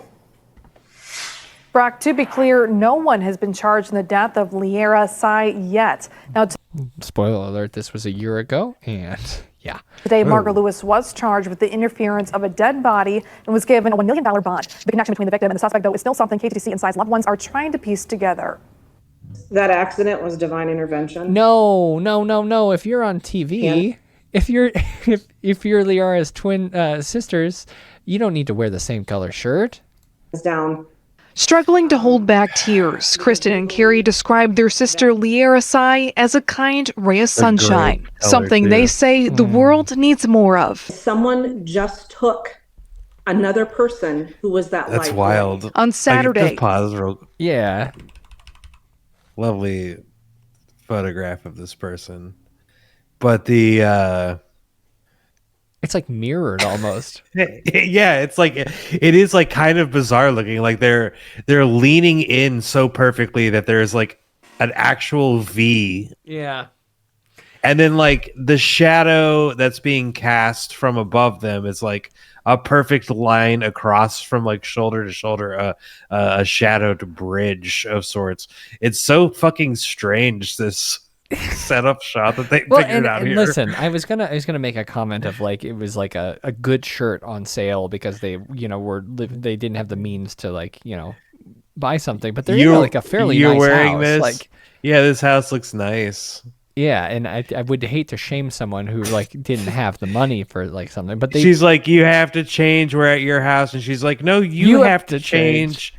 And then they bicker a bit about it, and well, we're both just gonna wear the shirt on TV here. Is that light away? On Saturday, Liara was found dead in the backseat of a car that crashed while driving east on I-90 near Iota. According to court documents, her body was wrapped in blankets, and there was blood from a neck wound. Police saying Liara had died prior to that crash. Our respect and thanks enough for both the law enforcement agencies and the first responders. A North Liberty, Iowa woman at the center of the investigation. On Tuesday, an Olmsted County judge charged Margot Lewis with the interference of a dead body. Inside Liara's Minneapolis home, investigators found a violent scene. Liara had only moved to the Twin Cities at the beginning of 2024 for the strong transgender community and to pursue her love for music. Oh, yeah.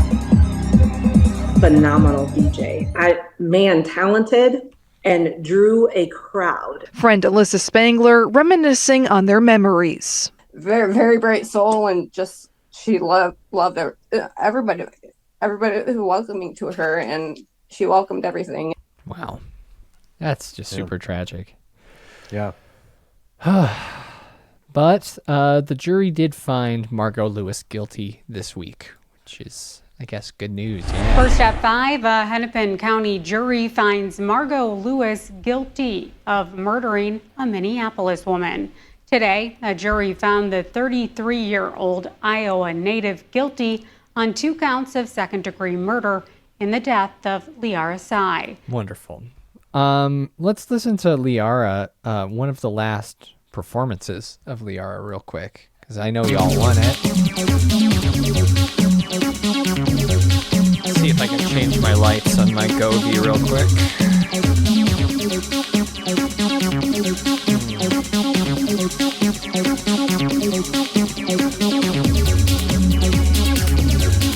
Something cool?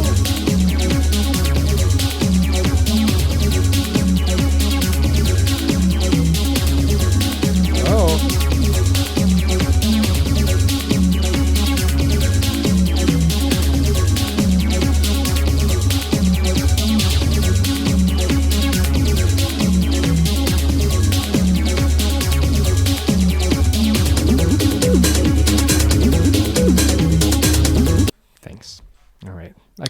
couldn't get my lights to do anything cool, but I did spirit fingers. Oh yeah, a whole bunch of them actually. Yeah. Is this? There we go. We're back to normal. All right. Yeah, that was kind of a weird story, huh? Yeah, kind of a weird one, huh? You just get out of your car and wait for, I guess, AAA to take away your dead body. Well, yeah, you're like, well, my partner that I murdered, it would be better if they weren't in the back of my car. So this sucks. This sucks. Speaking of suck, it's funeral corner. Death industry check-in. You guys show up. Just a quick one. New for you at 6. The Connecticut funeral director accused of stealing prepaid funeral funds from customers at 4 funeral homes, now facing charges in East Windsor. That's not great. Taking them from 4 of them? Come on now. It's like, what is this? The Catholic Church? They're just like bouncing directors around. They're like, come on, you guys. Who's the funeral director? Pope. I want to interview that guy. I want to interview the head of all these doing guys. This to people. Yeah, you can't just steal money from prepaid funerals. That's not okay. It's illegal. It's immoral. How are you doing it? Like they make an agreement with you, and then you just like don't get them the stuff, or you don't. What you don't reserve the plot. You don't reserve the casket, the headstone. Yeah, like what are you doing to fuck this up? I guess know. Like because you're creating an itemized, like, you know what I mean? Like you're like the coffin, and we're doing the meat and cheese tray. Sure, yeah. Makes sense. That we're gonna throw it to the fucking hole. Well, come on. This is a story the I-Team has been tracking for months now. They love cold cuts. All right. Investigative reporter Sam Smink is joining us with today's development. Sam. Today we're learning East Windsor police arrested Philip Petrus, charging him in 8 fraud cases. The East Windsor cases are related to the former Basinger and Dowd Funeral Home on Gardner Street. Between the 8 cases, Petrus now faces 14 counts of larceny and 7 counts of intent to defraud, related to accusations dating back to 2015. Police say Petrus took money from customers and, instead of putting it away for funerals, spent the money on gambling and trips. Okay, so that's like what I did at Subway when, during the $5 footlong era, people would pay me for a sandwich and I just put the money in my pocket. Yeah, sure. I did illegal things when I was young, but I also wasn't getting paid. We're having fun on Subway's dime doesn't seem illegal to me. That is 2 crimes that I've admitted to. Vandalism and stealing tonight. Yeah, I did vandalism, and I probably stole from a job before. Yeah. As far as like, I worked at the arcade for a long time, and for the most part, all I would do is play pinball. I don't know if that's... I worked there for like 18, 19 months. Well, I mean, I was filling my pockets full of tokens and pumping them into the machine. You're playing free games. I mean, that's like... Playing free games. It would have been like different. Time theft. Like, I stole sandwiches, but I also stole cash in Roblox. I stole a lot of Red Bull. Okay, that's right. And I convinced everybody else that they should also be stealing Red Bull. Sure. Because they didn't take an inventory on any of this stuff. So everyone in the chat, have you stolen? You steal from work? Why don't you let us know? Sound off. Are we stealing from work? You take cash, cold cash. Do we think that's a real crime? Our own. If you convince 14 of your coworkers to take a Red Bull every single day, is that a problem? Is that a problem?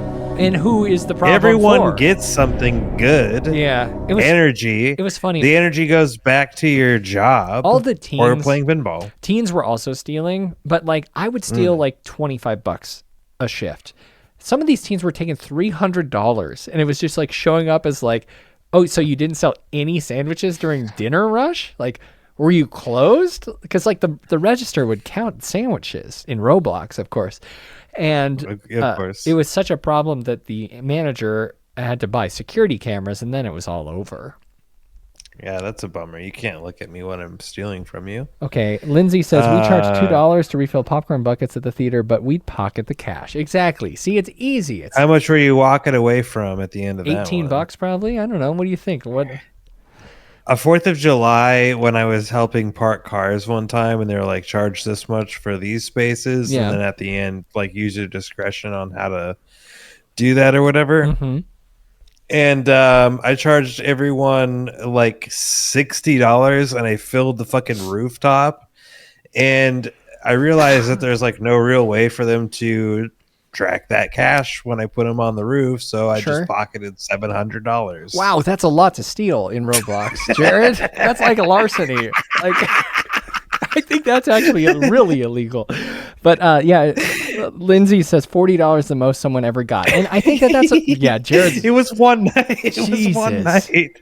In Roblox. Yeah. Wow. I didn't do that in real life or on 4th of July. It was like the 5th of July on Minecraft. So larceny is taking someone's personal property with the intent to permanently deprive the owner of it. So that's not what I'm talking about. But wow. Felony theft. Price or whatever. Limit, I guess. What state were you in? In Roblox? All right. Check them out. Let's just go general. Oh God. Okay. Texas felony is $2,500. So you're okay. I'm fine. You're totally fine. Yeah, get out of here, Johnny Law. Wait, don't look at me in the eyes. What am I, a cop? Come on. East Windsor police say they have 10 more pending cases. On the same day, dude, I started this by saying I was the thief. So East Windsor police arrested Peter. One time, I think I said this the other week. When I worked at the gas station in Missoula, somebody gave me $500 because they won the lottery. Oh yeah, and then you also stole cash out of a newspaper. Remember? I stole cash from the Stop newspaper. Stealing, dude. Coventry police charged him with 19 other thefts. Why was there cash in the newspaper? That was weird, and you'll have to listen to the previous episode of Doubles or of Casual Friday to learn the truth. Hartford court tomorrow to face the East Windsor charges. Petrus was charged in April by state police with taking money from 8 other people. Including those people, state police have a total of 20 investigations into Petrus, some of which are still active. And Vernon police are investigating more than 50 cases related to his funeral home there. Your chief investigative reporter, Sam Smink, Channel 3 Eyewitness News. Sam, thank you. Now to... All right, so not looking good for what's his name? Philip... Pete, was it Peter? I don't know. It's cut off. Doesn't matter. Seems like a bad guy. Honestly, not like a real guy. Turkey. And then we have an effort to, I guess, preserve an orchard. Some residents have hired attorneys to keep a tree grove in Woodland Hills from being turned into a cemetery. The Bothing Treeland Nursery borders the communities of Woodland Hills, Calabasas, and Hidden Hills, and it was sold for nearly $4 million last year to Dignity Memorial, the nation's largest funeral provider. The company now in the process of submitting plans to the city of LA to get approval for a cemetery and funeral home on the 32-acre property. However, some of the region's most famous residents say they don't want to live near a cemetery. What? Besides hiring attorneys, they've also started a petition to stop the development, citing traffic concerns and religious objections. Wait a second. I don't think there's like a lot of traffic around a cemetery. Like, it's not a high traffic place, right?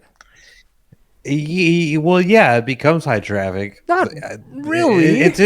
Yes, it does. It's basically a park for ghosts. Okay, come on now. Come on now. You're thinking it's a paranormal place? I was looking for Montana locations. They're hanging out. They're doing spooks and haunts and yeah. They don't shut up. They're always doing their chain walk. They're and creeping. Yes, of course. All right, come on now. Dignity Memorial. Stop. It's 3 a.m. I'm trying to sleep here. Too many funeral homes this place owns, it seems. They own 1,900 locations. Dignity Memorial. I mean, maybe they're doing it right. Every detail remembered at Dignity Memorial about us. Yeah. We help create remembrances that reflect the unique values, character, and traditions of the families we serve. That is our passion. That is our purpose. That is our promise. Guaranteed. Maybe they got an email? What defines us? They got a fax section? Are we our job? Our possessions?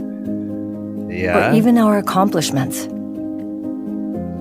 When someone thinks of us, is it our trophies they'll remember? No. When someone we love passes, it's usually not the big things we miss the most, but rather, it's the details. It's all the irreplaceable little things. Things other people may never have even noticed, that taken together make up the complex, subtle, why don't you guys get someone and unique famous? mosaics. Right, it's longer than I would like it to be. It's about 3 minutes long, so I don't need. How come they ain't got nobody famous in this? Yeah, what the hell? We need. Lindsay's right. They got 1,900 locations. Clearly, their passion is they got cold hard money. cash. Your body goes stiff, and our pockets are filled with cold hard cash. Of the people we love. The way they laughed hardest when they told. So, are they implying that all of these people are dead? Are these ghosts? Joke. What? They could have got like comfort with just a touch. Yeah. They could have got like Zachary Quinto or like. Great. Yeah, he's kind of budget these days, right? Quinto could hop in. I think so. And honestly, no same-sex couples at all in this so far, which I think is kind of inappropriate at this point where we are culturally, but we are in Trump's second term, so. The way they bit their lip while they were reading. Oh. And we missed the scent of their cologne on their shirts. What are they trying to do here? It's the details that made them special. It's the details that matter most. Are they talking about like how good they're going to look in an open casket? Like they're really good at it? What are we doing here? We're going to pump them full of like saline and shit. Yeah. your loved ones will be pumped with the finest saline. I think this is interesting. Dignity Memorial. I don't know. Maybe it was a mom and pop cemetery. I would be more excited to have it in my neighborhood. Yeah, can I hang out in here sometimes with the ghosts? Yeah, or are you gonna let me in? Or interesting. Are you guys bringing Jessica Lange in here? Excuse me? Jessica Lange? Lang? From American Horror Story? I think it's Lang. Is that it? Yeah. Is it Lang? I don't know. I don't know. It's kind of the same thing, but spooky. Interesting. Okay. Lange. It sounds sexier my way. I do like it. It's almost French. Yeah. Lange. How Sarah Paulson's hanging out here in the cemetery with me. Ooh, spooky. Wonderful. I don't have chains yet. It's not October, or else I would have dragging chain sound effect, which is one of my favorites, but that's only during the month of October. Have you been enjoying, I mean, we're going to get a little dorky here, but sports. It's sports season. It's football season, right? And you and me, Jared, oh, yeah. We're like some of the biggest guys in football. I'm a big baller. Yeah, man. We're tossing the old pigskin around. Yeah, hucking it back and forth, you know. Yep. And we're doing bean dips and slapping each other's butts. Sure. We're doing that a lot. We're doing buffalo chicken and bean dips. Multiple dips. Yeah. Have 7 layer as well. Put a little cream cheese on there for me, if you know what I mean. And then we're not watching just NFL. We also are really keeping our eyes on the high school sports. Yeah. Oh, this video may be disturbing to some. I guess so. Well, yeah, you didn't like that? This video may be disturbing to some. You can see the moment the player wearing number 73 who plays for Kalamazoo Central jumps on the lake. All right. He fucking double tapped his ass. Yeah. Do it one more time. That was like me to you when we have a good play. The moment the player wearing number 73. That's what I do to you when you crunched his ass. You have the last Tostitos chip, or is that what they are? Totino? No, it's Tostitos. Tostitos who plays for Kalamazoo Central jumps on the lake shore player. The video was You taken said I by could have the man last bite, fool. All right. So this video took place at Al Stockton Stadium. plays for Kalamazoo Central jumps on the lake That's shore player. crazy. The What are video you was taken doing by that Mims for? recounting her reaction after seeing her son was injured. First was like, is that my son? And as soon as it clicked that it was, I I couldn't be stopped. I had to go down there. I've never felt anything like it. I've never been as upset or shaken up as I was over something. Why did he do that? Yeah, why did he do it? Okay, and for people just listening, we should just describe this. It's a football player was tackled. The defense tackled someone on the offense, and he's on the ground. Well, okay, we'll say like when the video starts, he's already getting crunched one time. As soon as it clicked that it was, I couldn't All be right. stopped. I had to go down there. He's down, So and the he's on quarterback top has of been him. sacked. Yes, and this big boy, number 73, I've never felt anything like it. I've never been. Stands up, and then he body splashes him a second time. Yeah, and you've been just. I'm saying this child is probably like 270. He's a big boy. Yeah, he's a big old boy, and he does a wrestling move on him. He does a big old body splash. Yeah, as upset or shaken up as I was over something for my son. Her 1988. She's older than us. I was gonna say you caught that too. That made me sad a little bit. Because she's older than us. Well, she appeared to be, but yeah, we're younger in Well, soul. you're 23 and I'm 27. Great We're point, problematic age gap relationship. Sure. Where they found he has a broken spine in 2 places. He was Okay, released. so his spine is broken in 2 places, by the way. Yeah, the fucking spine is broken. In 2 places. Was brought to the hospital where they found he has a broken spine in 2 places. He was released from the hospital and is now recovering at home. He's out at least for this season. We don't know if he's going to be able to play again. He should and will make a full recovery. While the varsity teams are scheduled to face off again tonight, Mims wants to raise awareness for potential dangerous plays. Boys are That's not a play though. Like that was. Yeah, that was just like a malicious act of like, I got you and now I'm going to get you again. It's just violence on a person. And nobody pulled him out of there. It's just like, what is happening here? Like that's. I mean, that's wild. That's crazy. He's like 3 feet above him, jumping his entire body weight onto this child who's already laying on the field. Yeah, he's down. Like kind of balled up a bit, like ugh. Got this giant kid already like squanched him one time, and now he's squanching him a second time. Yeah, he got squanched. Disciplinary action against the student communications director sharing, quote, "We are aware of the situation you're describing. We talked to both schools and they are resolving this issue internally." Internally? The guy's spine is broken internally inside of his body. Like, I don't know. That's pretty wild, don't you think? They also say, we can't share any information at this time other than that we are working with the other school about the situation, says Lakeshore High School. So pretty wild little play. I'd say flag on the field. Oh no, Jared, I just read the next story. High school sports to a high school assistant professor, I believe.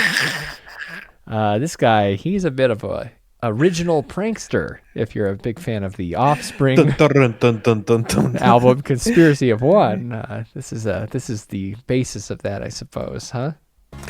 New this morning, a teacher's assistant is facing serious charges after allegedly playing a prank multiple times at a high school. Yeah, officials say that there multiple times were complaints of a mysterious smell that turned out to be fart spray inside of the school. Action News Jack's anchor Shay Simon joining us in studio with this interesting story. So Shay, the prank. Look at this villain. Like, if he was a Dick Tracy villain, our friend on the right here, next to Shay, he would just be known as fart spray. Like Dick Tracy would be like, "I see you, waffle mouth." And fart spray when he comes into the bar to like question these goons or whatever. This guy, how is he an assistant professor or not? Wait, what was he? Was he an assistant professor? He's a teacher's assistant. Teacher's assistant. That's different. He's making $17 an hour. That's true. He's basically a substitute. Costing the school nearly $55,000. Yeah, that's the thing. It was a joke, but I mean, it really got. I mean, that's a lot of fart spray. $55,000. cost the school $55,000, which implies that the school hasn't been investigating the fart spray to the tune of $55,000. You know, he kind of looks like the son of the main guy from Pawn Stars too, which is pretty cool, right? The Herpley or whatever his name is. No, that's Chumley. Chumley, yeah. Is that right? Chungli. Yeah. I think it's like Chungli or something like that. Very serious. This is Alexander Lewis. So he is a teacher's assistant in South Carolina, and deputies say he brought this stink spray online and then used it multiple times for nearly a month. Now, because of the smell, it was so strong, it disrupted classes. It triggered health issues for staff and students. Like asthma? The school also People reported were barfing. Dude, I know that we've been telling so many stories tonight. I got another one for you. We were on tour with this band called In Case You're Curious. Okay, and I think I remember them. Yeah, they were like a kind of interesting double screaming frontman band from, I think, Denver. I'm not exactly sure. Maybe New Mexico. Mm-hmm. Either way, we were on tour with them. First night, actually, funny, they missed, I think, the first 1 or 2 shows of the tour because they're just a bunch of kids that were being goofballs. But we met up with them one night after a show at Walmart to get ready for the tour, and introduce ourselves. This is a side story again. And they said that they were gonna go. They're like, "Nice to meet you. We're gonna go steal some Robitussin, Robo Fry, and go to bed." Very cool. Pretty normal way. We're gonna go meet the Hat Man. See you guys later. Wow! They're walking around. Yeah. And we're like, these guys are kind of interesting. The next day we wake up, their van is gone, but there's just like 6 piles of red puke outside of their van, which is kind of cool because I think it makes you do that, right? Oh, you do. I think treatment there. Yeah, my lungs are not kind of whistling not enough. Great, yeah. I want you to be able to hear it when I breathe in. Robo-frying, drinking Robitussin to get high does make you nauseous, but it also gives you the wah-wahs, right? Yeah. Did I ever tell you that I had a cousin that had the word Delsum tattooed on her backwards? That sounds like a cool person. I'm sure your cousin's lovely, but yeah, not the finest choice. So later on in the tour, though, we decided, we were like, oh, we should do like fun band pranks with these guys. Like one time when I was on tour, freaking some Saul Volcano over here. Yeah, I'm a regular Impractical Joker. But one of the cool pranks I did, not to these guys, but on another tour I was on, we were stuck in traffic on the must be the 15 or the 405. What's the one around Seattle? One of those. Traffic was at a standstill, and I looked to the side of the road and I go, oh my God. And I jump out of the car. I grab this thing off the side of the road and throw it in the window of the van. It just so happened to be a purple dildo that we found on the side of the highway or the interstate. And we decided to use that in our prank. I had one of the other members of my band, before the band that we were on tour with was about to start, call them over to the side of the stage. We knew that this singer had this move that he did. He would go, wow, and then like put his hand in the air and say, what's up? We are this band. You know, you'd run up to the microphone and introduce yourself. So we had replaced his microphone with the used, discarded purple dildo. As he ran up to it to introduce the band, he put his lips against a used, discarded purple dildo, which is kind of a funny prank to do on someone, huh? Potentially give them an STI. Yeah, don't get your lips all the way around. Yeah, it wasn't great. Yeah, but another prank that we did, though, is at a gas station. We found. I just want to say, like, while we are saying this man is just sharing a hole in us. What? Pardon me? Oh, the teacher's assistant. I'm glad he's watching, right? Yeah. So another prank, though, bouncing back to the band, in case you're curious. We, at a gas station, bought those pouches, the fart bombs. So Okay, it's like I know the fart bomb. Yeah, it's like a whatever foil package that you break a ball in the middle. It releases a liquid, and then it does a chemical reaction with powder inside of it, and then eventually it builds enough pressure that it pops and releases a fart noxious gas, right? So we were meeting, in case you're curious, at a Chili's on tour. We were going to eat before the show, and I ran up to them as they pulled into the parking lot and popped a fart bomb and threw it in the van, and I thought that was funny. It pops clearly because as they're driving, I see the singer of the band spill out of the van, and I'm laughing. I'm like, oh, this is so great. It must be so stinky in this van. And then he starts vomiting on the ground. And then I feel bad because now I've not only like ruined the inside of the van, I made the singer sick right before he's supposed to go inside this Chili's. About to get a bloomin' onion. Heartbreaking situation, but that was, I think, the end of my. Or wait, they don't have a bloomin' onion. They have a Southwest egg roll. You know, I've actually never been to a Chili's, not even a Chili's to go in an airport, which is kind of really, yeah, it's interesting. I don't know why I haven't. I think it's okay. People say like it. They stepped it up, I guess, that they were like, we got to compete with like the fast food burger, so like come here instead, and instead of going to McDonald's, it costs the same, but it's a better experience. Listen, get more. Applebee's guy over here. That's kind of where I'm at. Yeah, I like Applebee's. I like a tendy, and I like a one time the guitar player from your band and I went to an Applebee's and we ordered drinks, and then we just walked out because nothing looked good. Yeah. And then you know where we walked to? The Who Hut. Okay. Who Hut, which is which I think that guy like is like burning down the Who Hut like recently this year. Yeah, the restaurant that we're discussing did burn down because, allegedly. Well, that it was him. All right, so back to this fart spray story. Roblox. $50,000 in damages. At least he didn't make someone vomit, right? Conditioning damage, making I him don't know get about multiple that. inspections, and that is what cost almost $55,000. Lewis is currently facing 2 charges. The charges, sir, are going to be returnable to 2 different courts.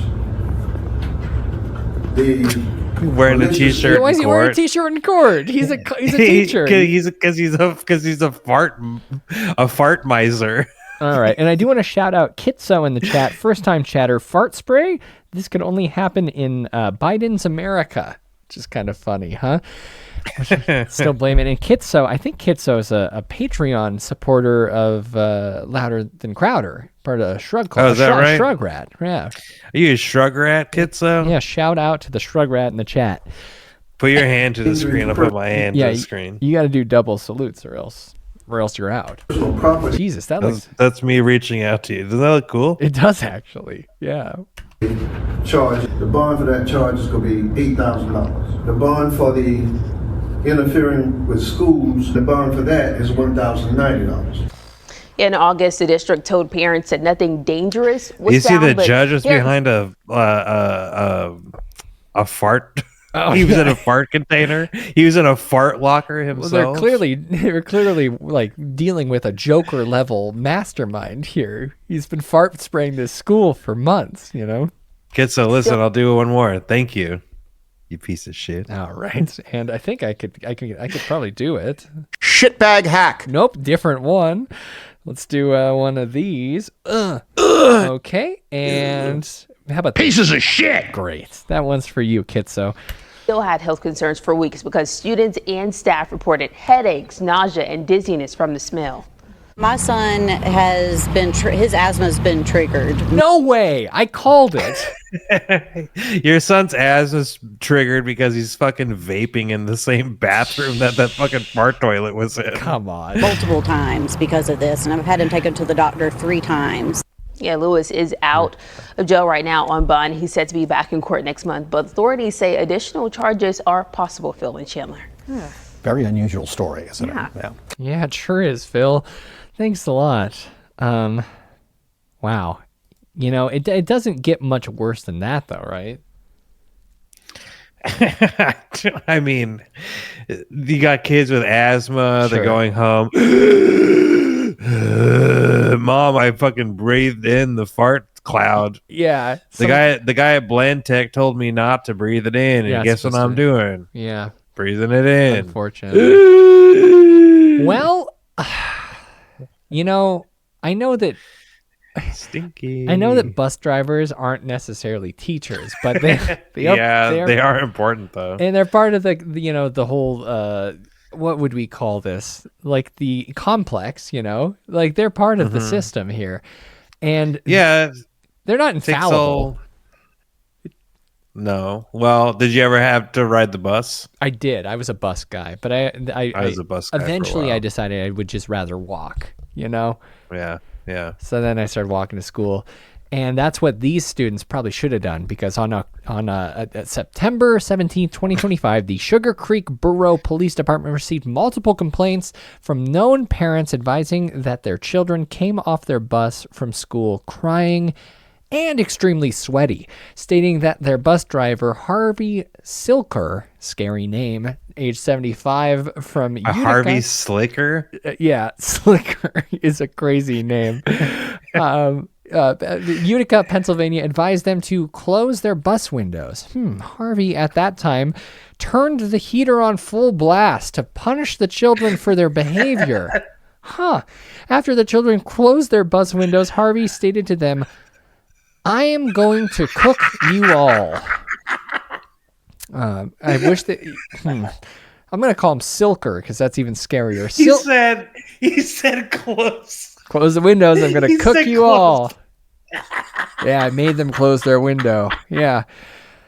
Harvey turned on the bus heater at full blast while the outside temperature... Well, they said temper, but it's okay. The Sugar Creek Borough Police Department...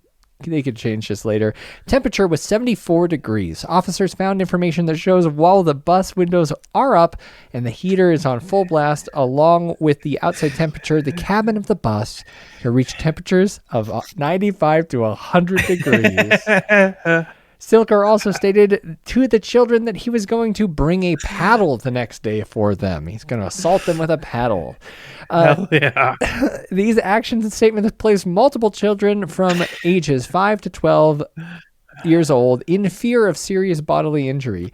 The Sugar Creek Borough Police Department worked closely with the Valley Grove Elementary School, and a result of our department has filed the following charges. Okay, oh my God. Simple assault, misdemeanor 1, and recklessly endangering another person, misdemeanor 2.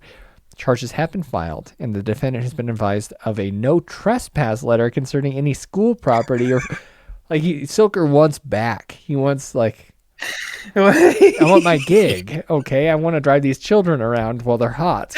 I gotta heat up these kids. I am going to cook you all. It's a pretty crazy idea, right? I don't love it. All right. He's gonna cook the kids. Yeah, I know. He said, "Close the windows. I'm turning the heat on." Yeah, this is now an oven. Oh man, it's like. We got all kinds of. This is clearly a Facebook post here, and the comments are fire. How is it singular charges and not charges per child? Interesting question. Let's see if we have any lawyers in the chat. I think that they're going to make me try to. Oh, there we go. Jesse Sharp, because in the state of Pennsylvania, quote, the act of endangering is a singular offense, even if multiple children are affected. The law focuses on the caregiver's behavior or the overall unsafe situation that, quote, knowingly endangers the welfare of children, which is a duty-based violation. Thank you so much for responding to that. Jamie says, if I bus driver ever did that to my kids, I'd be the one with those charges. Nice. Same. It can only be good. Same. Hearing about this made me violently angry. And then Dave steps in. Maybe the children need corrected. And then that received 21 responses.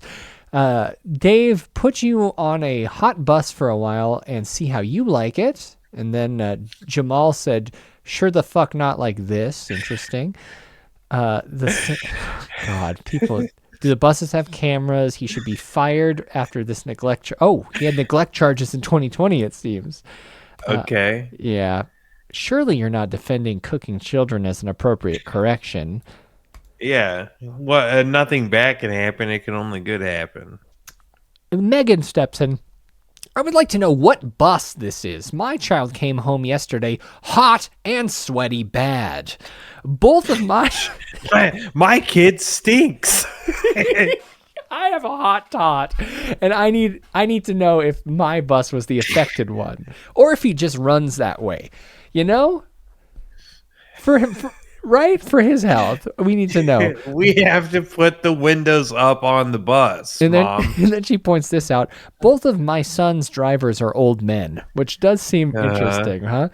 Then actually she got a response from the police Who else department. is driving the bus, though? It's like a old man's job, I feel like. Yeah, clearly.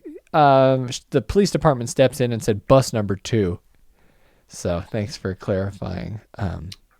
All right. We don't need to keep running through the Facebook there, but pretty interesting, huh? Like roll your windows up. I'm gonna freaking cook all of you. I'm gonna cook these children. I don't like you guys. You're gonna sweat. It's 100 degrees. Yeah, Harvey Silker. He honestly, as a 75-year-old man, That's he crazy. risked his own life to heat up these kids, right? Yeah. He was like, maybe he didn't consider that he's also on the bus. Yeah, like he's being cooked. he's not like, a chef. I'm already dead. That's so scary. I hate that, but I do like the story. Here's Harvey. Well, it's time to go from Sugar Creek to a place called Sweetwater. Interesting. A strange DoorDash order turned into the discovery of a hostage situation in Sweetwater today. The delivery driver credited as a hero after following his instincts and alerting police. Now a Snyder man is behind bars. KTAP's Mariah Williams in studio with more details. Mariah, what can you tell us? Tell us. Thanks, Johnny. What was supposed to be just another delivery and tip for a DoorDash driver quickly turned into tipping off police after the DoorDasher became wary of the items they were asked to pick up. What kind of items? Like, I've never been a DoorDash driver, but like, would you say no to anything? Like, what's the weirdest thing you've ordered on DoorDash? Mine's only food. I've never done I did Double Dash for the first time in my life when I was at CrimeCon in Denver. I only get Double Dash. Have you seen that guy? Yeah, the guy who does weird. And he kicks the food orders into the lawn, and then confuses people and gives them cash. Yeah, he gives them a bunch of cash. Yeah. No, I definitely do Double Dash, but we one time I was helping a friend and we got a ratchet set sent. Okay, I was hanging up a TV for them and. Yeah, we had how about chat? Sent over from Walmart. Anyone in the chat ever dash a weird thing? Let us know. I'll give you a second. And I do see a story here that just popped up yesterday that I'll be talking about in a second. But have you dashed anything? I spent way too much on a pizza when I was in Denver. It was really. What does Double Dash mean? So when you order, it's a new DoorDash thing. If you place an order, it'll give you the option to Double Dash, meaning that you can add like another stop while your food is being prepared. Oh, okay. Like they can go to 7-Eleven and pick you up a soda or something, or go to a different restaurant and get something else if you order within a period of time. Kitso said weed, booze, and food. You get what state do you live in? From Double Dash? Huh? I mean, I bet that it's legal in some states, right? There was the Double Dash guy. The funniest one that I saw is that nice in Oregon.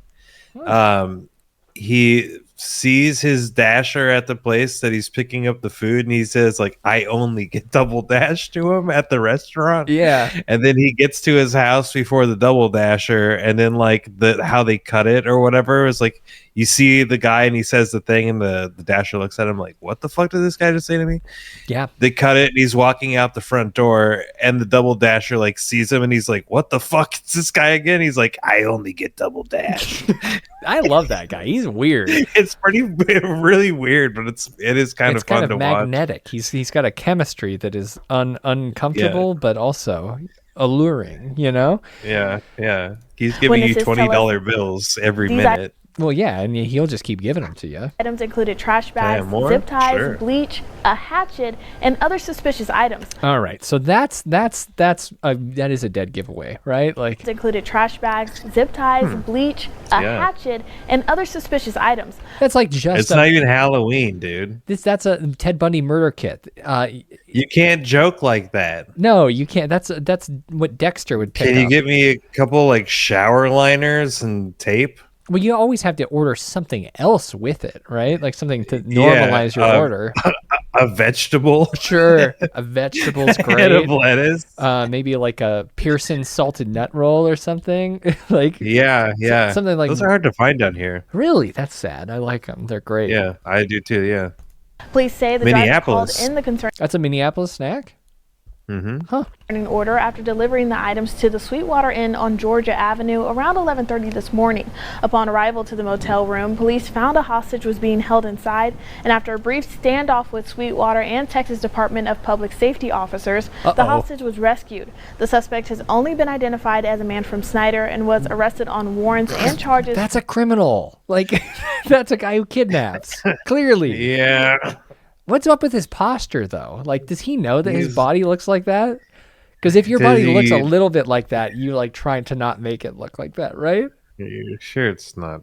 It's bad. Big enough. No. From the hostage situation. He's no hiding. further information about. He's hiding something underneath there. I don't know. Like a couple of. Clearly, you're not thinking correctly. You might be under the influence of some sort of something if you are. Door dashing, a hatchet, like plastic sheeting. Still, but carry yourself with some amount of pride. Don't stand like that. Okay, come on. Fix your spine. Has been released. You're ordering murder supplies off of DoorDash, you asshole. Stand up straight. Yeah, have some confidence. Honestly, you were being bold enough a minute ago. Come on. In the studio, I'm Mariah Williams. Joni, back to you. Thank you, Mariah. Just as we came to air tonight, the Sweetwater Police Department identifying the suspect as 42-year-old Neil Cooper, a crisis negotiator from the Texas Department of Public Safety, able to coordinate a peaceful surrender by Cooper, now charged with aggravated kidnapping and 2 warrants from Snyder for manufacturing and delivery of a controlled substance. So he's making methamphetamine. Okay. Cool. They did not identify the hostage, hostage was also arrested. The hostage was also taken into custody on an outstanding warrant from Snyder. No, that's a freebie. You get to go. Let them go. They got kidnapped. What the fuck is that? That's insane. Hey, actually, you just had like a really traumatic couple of minutes here, but you do have a warrant. You have some. We did run your name, and we are the state. What a bunch of fucking assholes. This is when people are, ACAB, this is what they mean, man. This is like, let the person go. You got to go find them out in the wild. That's some horse shit. Yeah, for sure. And the charges to the hostage were failure to identify. So they clearly knew they had a warrant. And then the warrant was for manufacture delivery of controlled substance. So it seems like it might have been a partnership that had changed dynamics. I just got a text and I don't know what it means. Oh no, what's it say? Do you want to try to? Said something about the Pretzel Gang. The Pretzel Gang, huh? All right. And I don't know that much about the Pretzel Gang. I feel like maybe either. I saw something, but I can't put it together right now. It pulled me too far out of the DoorDasher situation, and I guess it's not too far. Door dashing at pretzels and yeah. But I'm struck. I'm mad about these cops doing this to this hostage. Well, I found this really interesting. This just popped up on my sidebar here from yesterday in Albany. Apparently, a man confessed to killing his parents at the news station this week. All right, Lawrence. Well, thanks for sitting down with us. We really appreciate it. We'll get to the statement, but first we want to talk about the more recent event, actually the prior events and now the more recent events. Take me back to the summer of 2017. What happened to your parents? My mother wrote me a note, which the police must have now, describing her walking across Whitehall Road I'm not Whitehall, Wolf Road, and she fell down on her face, and she had when I saw her a week or so later, yellow and green, black and blue marks from this. Yeah. And she wrote that down, and that was a situation that became a problem, because when elderly start to fall down, the time comes that they start to, beginning of the end. And oh no. Lorenz, you're not gonna mercy kill your parents, are you? It was already happening. She tripped. She fell, okay? My father also had cataract surgery, and he lost his vision. Thing I couldn't see. Double vision, so he couldn't be a pilot. He couldn't drive. So they were losing their independence and so forth. And my mother had a brother who had Alzheimer's, and my father had a sister who had Alzheimer's. Okay. They were both in nursing homes. My mother had a second sister who also had Alzheimer's. And sounds like these people were living long lives, though. Like, they put you in a bed. They put catheters into you. They, they rip your teeth out to try to keep you, the whole 9 yards. So this is in the back of my mind. So you didn't want to see them deteriorate and go through that, did you? And I'll mention, the police know about my sister, and having to see my sister die from cancer I was 16, she was 14, go through 9 months or so of, the agony of cancer patients. Mm-hmm. So did you kill your parents as a mercy killing to put them out of their misery? You can be honest with us. I know. I'll leave that for the statement that I put on your website. The statement doesn't mention that. I know. The statement I know. does not mention that. Right. I want to hear from you. Yeah. What did you do to your parents? Let's see if there's a statement here. Oh my God. All right. I don't know about Lorenz, guys. I'm actually kind of sus on him. I think he's honestly kind of scary. He's like a little bit terrifying looking. Yeah, he's a very scary guy. To this everyone is his statement. Who's suffering. Yeah, do you want to read it? Can you see the whole thing? Sure. Yeah. Let me do it. Do you need some music? To everyone. Yeah. What kind of music? Let's get in dramatic. He seems like he's trying to have like a good time. So let's do the solo from Hotel California, but bad if you can find that. I don't know. I think let's just do dramatic background. All right. To everyone who is suffering in this world, Arnold Schwarzenegger. Yep. That's the next line.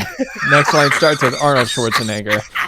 So Arnold Schwarzenegger. Okay. Oops, well, sign up for our newsletter. Nope.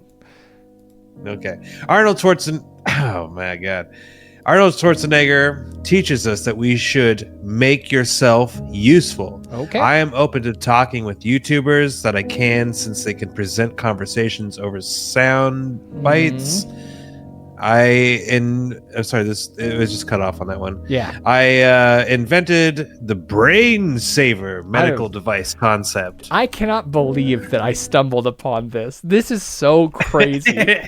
This is wild. The brain saver medical device concept. Well, at RPI, it is designed to oxygenate the brain in case of drowning or smoke inhalation. I won $1,000 entrepreneurship prize for it. President Shirley Ann Jackson was fond of nothing in it. Noting it? Was fond of noting it. Fond of noting it in her many speeches. I solved the problem of universals. Philosophers will know what that means. Okay. Let's figure that out real quick. What is the... Okay. I solved the problem of universals. The problem... Any philosophers in the chat that knows what that means? I got it. Okay. The problem of universals is an ancient question from metaphysics that has inspired a range of philosophical topics and disputes. Quote, should the properties of an object has in common, should the properties an object has in common with other objects, such as color and shape, be considered to exist beyond those objects? And if a property exists separately from objects, what is the nature of that existence? So should the properties of an object that an object has in common with other objects, such as color or shape, be considered to exist beyond those objects? The properties of an object, are things internally uno? Like if something has the same shape and color, and it says one, should it be considered to exist beyond those objects?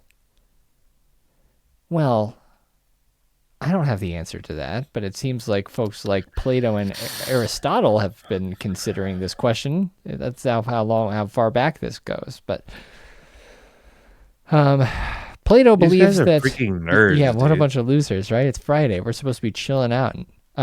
Plato believed that there was a sharp distinction between the world of perceivable objects and the world of universals or forms. This is loser stuff. All right, let's keep reading this weird psycho letter. Where am I at here? I invented a private cache device called Pinobo, managed by Pinda Technology Incorporated. Pinda.ph. Do you want to look at Pinda? Yeah, I'll pull it up real quick. But keep going. Okay, yeah, I like that.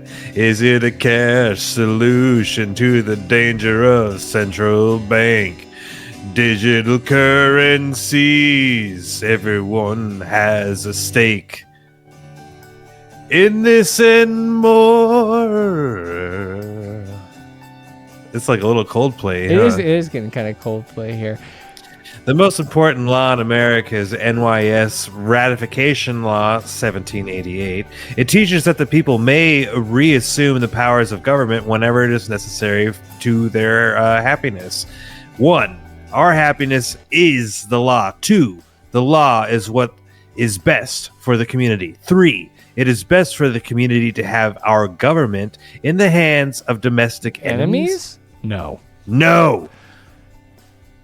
This is why we need a board of trustees, on all caps, to assure self-government, the law, and quality of life. Now, do you want to talk about Pinda real quick? Let's take a look at Pinda.ph. So this is really interesting stuff. What the fuck? Pinda.ph, they do birthdays, baptisms, weddings, and then you can also gift Pinobo. Thank you. For all occasions. I think, what is this? It's the first private cash device, a cash solution to central bank digital currencies.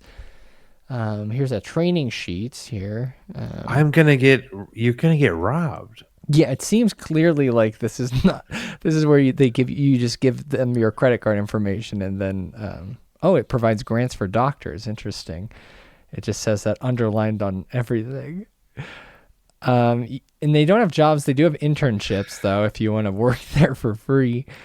This place seems interesting. It's a little Scientology-y. Yeah, I don't know how I feel about this place, but... Look at that banner. And they're getting Who's these this kids guy? involved. This guy sleeping here? Look at this. 2 behind the kid. 1 to the left, right in the middle. This guy? Right to the left of this person. This ghost? Yeah. This goes back there who's like a 7-year-old who's investing in Pinobo. All right. So Pinobo is quite interesting, huh? All right. And so Board of Trustees, we need the trustees, and with this law, we can have a regular constitutional change with after the fact public support, as Jefferson taught.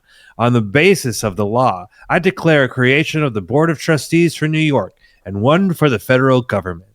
I am the initial trustee of both.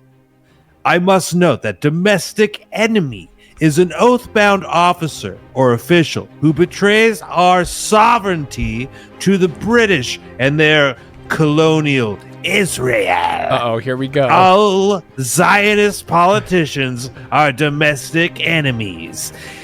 By this, we attain a national repugnance repudiate. I can't say this word. Yeah, wait. I've never read it out loud. Repudiation. You got it? Repudiation. National repudiation of Zionism, which the government, which the public, I can't even. I only got in my head about repudiation. It's there. okay. Jesus Christ. Listen, I don't know how to read. Which the public desperately needs and increasingly wants. We need a board of trustees to save the country and restore our sovereignty. Rhodes Scholars are domestic enemies. Kathleen Hochul, I know her, aided and abetted an enemy into high office. Rhodes Scholar Delgado. This makes the governor a domestic enemy. Her privilege to hold office is void, as are all the senators who approved this nomination, as if that of Letitia James. I don't know why Donald Trump can't say that. He could have gotten out of this problem a long time ago, but he wants attention. Unfortunately, Donald Trump said it, quote unquote, sounds good. It sounds good. Sounds good. For the U.S. to fall under the British Empire. Wow.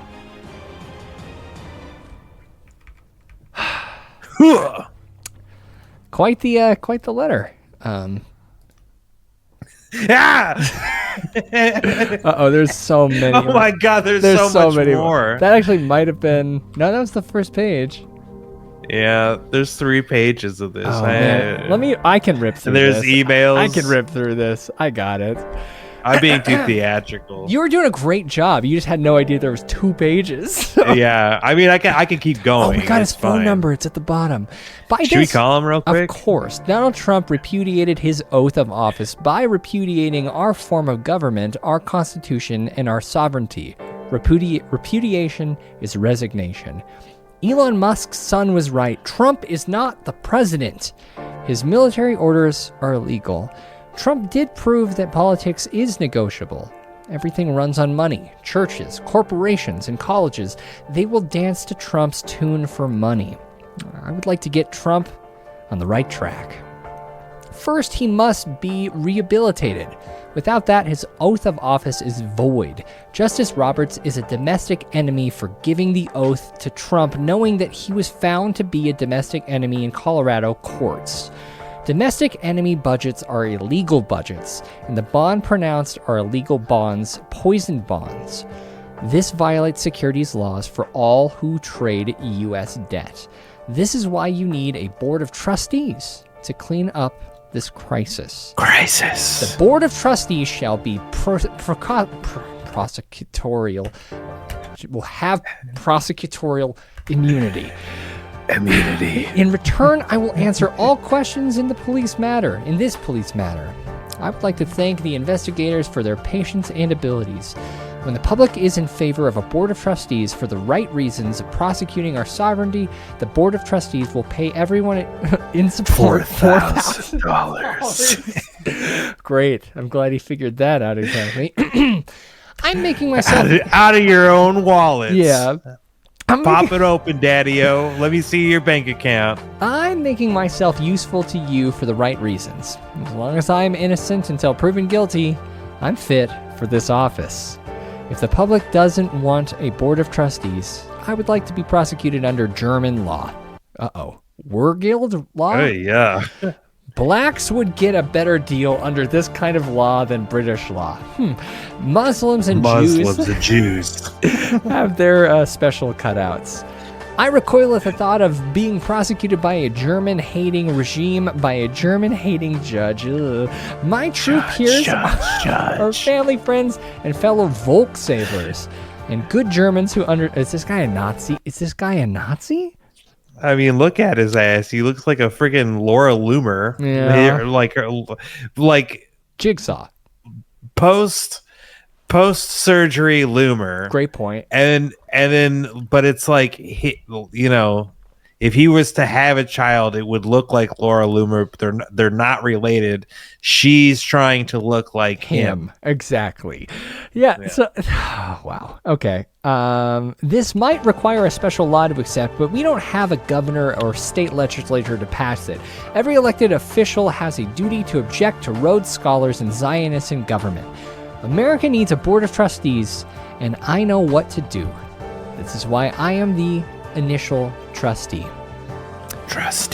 I have paintings to sell to support the families I support in the Philippines. Each painting is this guy's in the Philippines. He's got a Filipino wife or something. What's this guy up to? Yeah, you know what you do in the Philippines when you're this kind of guy. Yeah, each painting is $454,000. Is this why it's called Pinobo? I agree to profit by nothing except minimal living expenses. Please care for. Oh, don't need to say that. Oh my God. And our Pinda.ph and Pinobo.biz team. Oh no, oh no. They can accept high interest loans repaid in Pinobo, the digital currency. If you act now, we'll send you a copy. And it wasn't his number that he gave. He gave her direct contact information. Oh my God. Holy fuck. All right. Act now, we'll send you a Charlie Kirk commemorative coin. Wow. So, this guy's cool, huh? Parents. There's still another damn page of this shit. No, it was a repeated page, actually. I think it was just, again, the... And even if it wasn't, let's not. Let's not. I think we did enough. We did enough dramatic readings. No, now we're actually going to find out, and we might actually have to read it was No, just, he signed it. Yeah, it was that's the beginning, and that's an ad. We got a cool ad. Yeah, we covered it. We covered it all. Backyard of that house in Albany. Right. At what point did they become deceased? I need to see a calendar. What? Sometime August. I like to say get deceased is a good way to say it. I mean, that's a great journalistic move. 17. And did they die at your hand? That's the question. Right. I'll have to leave it for that statement. But that's not in the statement. And I think it's important for people to know what happened to your parents. Right. They were your parents. You loved them. They were deteriorating. What did you do? I will... Don't tell me you're going to leave it to the statement, because it's not in the statement. I know. What did you do to your parents? My goal is for the American people to recognize that there's 40 million boomers. They're all going to go through the same kind of problem. Wait, so he's trying to just point out to the statement, and he's saying, like, this guy's like, how did they get deceased? And he's like, I'm pointing to the statement. The statement's like, you guys should assign me as the point of contact for the trustees. And he's trying to leverage the murder of his parents so they read this statement. You should let me be the trustee. And that should let you know if my parents are still alive or not. I'm having kind of eerie flashbacks to this event that happened in 1987 that I've always wanted to cover on Frightday. The David Horowitz hostage situation. You remember this? I vaguely, yeah. Kelly Lang, Fritz Coleman weather, Fred Rogan sports, cool guy, Jess Marlowe cover story, and David Sheehan entertainment. Channel 4 News Nightside. #1 at 11. And we'll just watch a second. Good evening. It has been quite a day here at Channel 4, and tonight security is being beefed up at KNVC after a gunman walked into our news studio right here this afternoon and on live television at gunpoint ordered consumer reporter David Horowitz to read a message live on television. Nobody was hurt. That gunman is in police custody tonight. And Jess's cover story takes a look at what hundreds of thousands of Shock Channel 4 news viewers watched on television on 4 o'clock news. Jess? Kelly, the man who had been permitted to watch the broadcast in the studio had given no indication of his intent. He had been sitting quietly until David Horowitz was ready to begin broadcasting his consumer segment. Because, one of the nicest things about shopping by mail order... Pardon me? What is this? Let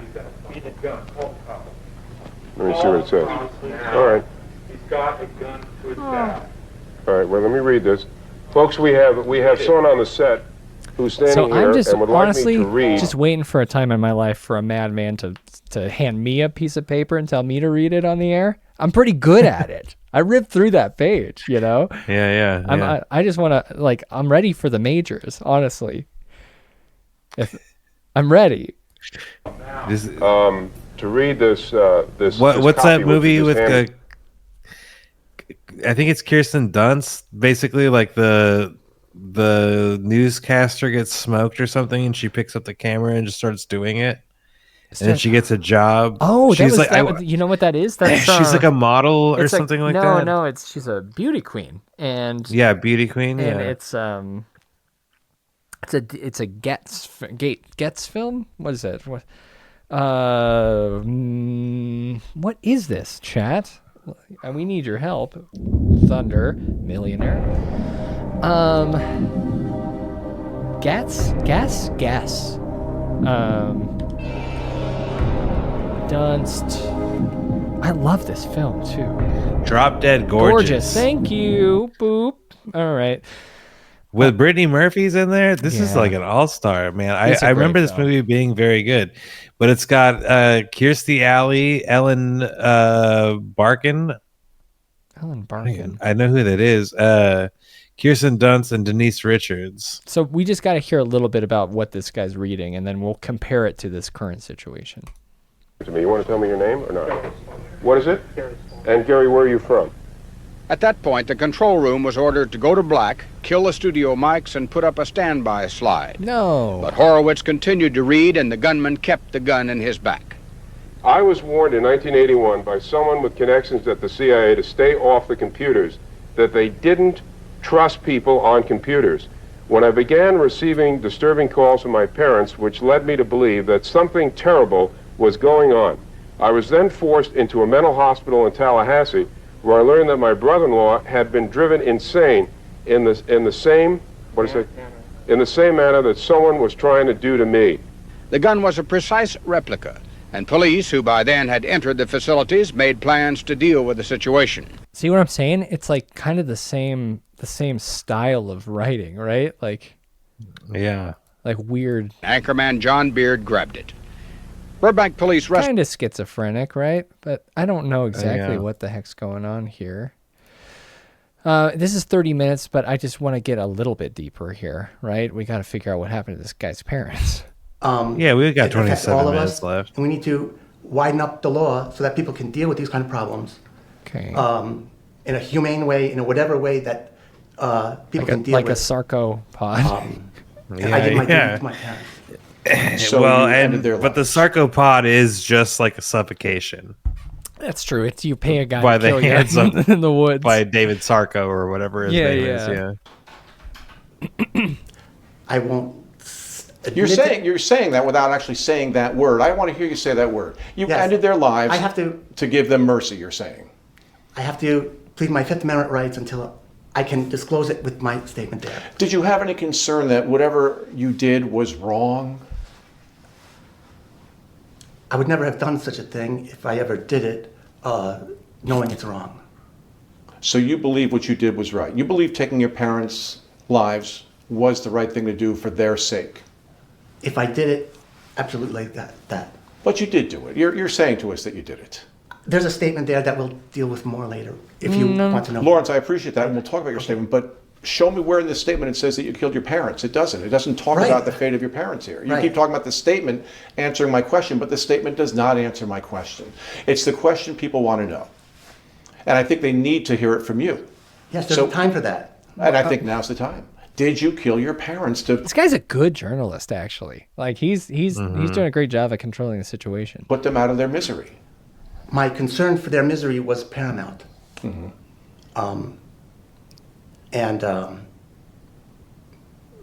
was a huge burden to have to face this coming up.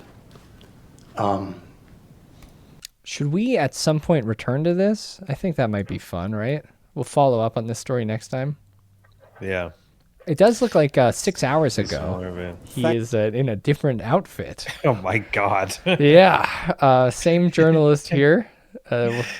A tale in 2 frames. Yep, here he is. He had his first court appearance on Friday, which he pled. All orange in the second frame for our listeners. Yes, very different situation. No longer a news studio. We are in a prison because he has pled not guilty to charges of murder and concealment of a corpse in the deaths of his parents. And he again spoke exclusively to CBS 6's Greg Floyd. Thank you for seeing us again, Lawrence. Since you told me yesterday that you killed your parents, do you feel a sense of relief today about a much worse version, but he's giving me like a little bit of James from Love on the Spectrum. Oh, see, I've never seen the show, but yeah, for people just listening again, we've got bald on top, and he doesn't seem to care much about what's going on in the back. James is not bald on top, but Google James Love on the Spectrum real fast so you have an idea. Okay, what I mean here. Not any extra relief. No, not at all. The world knows what happened now. That doesn't. I mean, that does help. I think. I'm glad that people know about my interest. Got the hair in the back, the glasses. Same but thing. I think people out there care about your parents and what happened to them. Yeah. Can we just go through that again very quickly? That night that you decided to take their lives, did you know that day, the day before? When did you know that was the time to do this? My father laid back and was ready. He knew. I just want to say a message that there's a legal defense type of thing, and then there's a political defense. And the most important law in this country is New York State ratification law, which says that the people have the power to reassume the powers of government whensoever it is necessary to their happiness. And one of my goals was to create a board of trustees for New York State. And to create that initial trustee, someone needs to know what to do. So I'm making the claim that I'm the initial trustee of the New York State Board of Trustees, and they would have prosecutorial immunity. And so I appeal to that as having prosecutorial immunity. He found a loophole. That's kind of cool. I am so happy. Loren Krause is like my new favorite awful guy. I am so happy we found this. This is crazy. He is bizarre. Yeah. I'm a little like, I don't know if what he's saying is like correct. Oh, it's not. He's insane. I can tell you right now, he's not correct. He's just like talking around. Good evening tonight. A large no, we have a play here. Unfolding right now in an Albany neighborhood. The Albany County District Attorney Lee Kinlan. Like he's got enough of a thought towards it that he's like, I can't incriminate myself because there's a way that I might be able to get out of this. Dude, it's like he cheated on Greg. No, that's the Greg interview. Never mind. I think. Yeah, it's just they had a different one that cuts between the angles now. That was the. This is exciting. Okay, this guy's awful. Guy freaks me out. What a nut, dude. That's awesome. Is this news? The investigation has taken a turn in the last 24 hours. CBS 6's Brandon Sapardi is live at the scene right now on Crestwood Court in Albany. Bree, what have you learned? Well, Greg, authorities are still being very tight-lipped about what's going on at this home. You can see that they've set up a command center right in front of the home here. The heavy police presence started yesterday with a search warrant. What? Officials say it's tied to suspected financial crimes, but no. Officials, they have indicated to me that who's the gal that set up the her desk in front of the Idaho murder house? I forget her name. We haven't heard from her in a long time. That's a great point. Jesus, I don't know. But this is how everything started. Apparently, they were searching his house. Provide any indication to that? As a human being, I'm hoping to find nothing. But as the district attorney and as the lead law enforcement officer in the county, well, I'm not sure that that's going to be the case. Jesus. Okay. Well, we're gonna return. We're gonna do a full dig into this guy because this guy's a nut. This is way too wild. Yeah, there's a lot going on there. Yeah, very exciting. Yeah, man. Should we skip the Nancy Grace? What about Nancy Grace? The last time we saw her was when she parked her desk in front of the Moscow murder house. Yeah. Actually, I think she was at CrimeCon with me in Denver. Right? Yeah. At least her network was. I think we're going to save the Zaquan Jameson story. Which... That's that gentleman who most certainly couldn't have attempted to murder 10 people. Okay, yeah. Does that sound like a good plan? Yeah. And we got a little bit of a cop watch situation.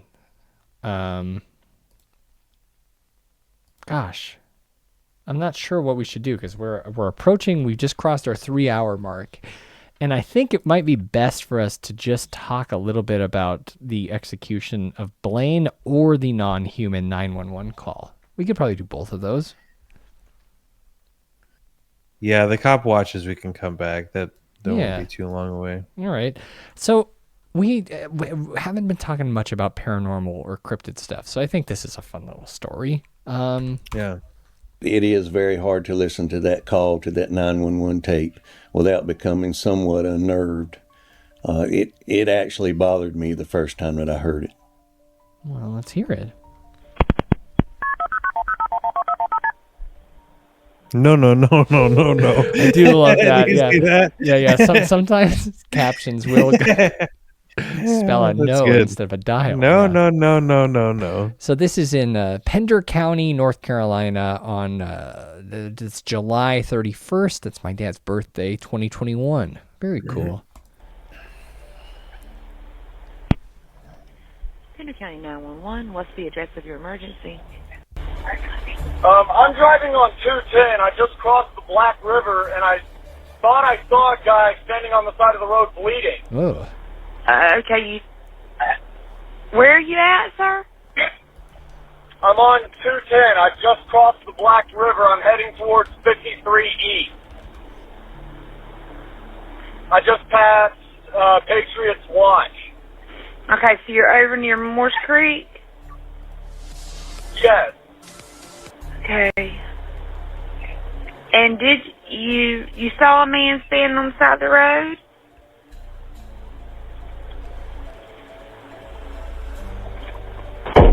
What the? What was that, sir? That's not human! That's not human! Oh my God.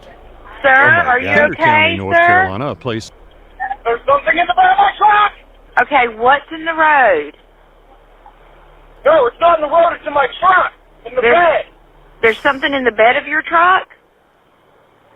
Yes, ma'am, I just turned on my bed lights for my truck and there's something in my bed. Okay, sir, when you say something, what do you mean? I just knocked it off of the bed of my truck and went over my roof. Okay, what was it? The roof. According to the CAD notes and the deputy reports, this thing jumped into the back of his pickup truck and began to actually beat on the top of the cab of his truck. You could actually hear something beating on the top of the truck. The caller stated that it was beating and scratching on the top of the cab of his truck. He actually stated that he was able to engage his bed light and was able to somewhat identify this object that was in the back of his truck. At some point, he was able to slam on his brakes, and the force of inertia actually threw this thing out over his hood and onto the highway. What are we doing? Where this thing stood up in the roadway, made its way to the wood line, and disappeared in the woods. Wow. Okay.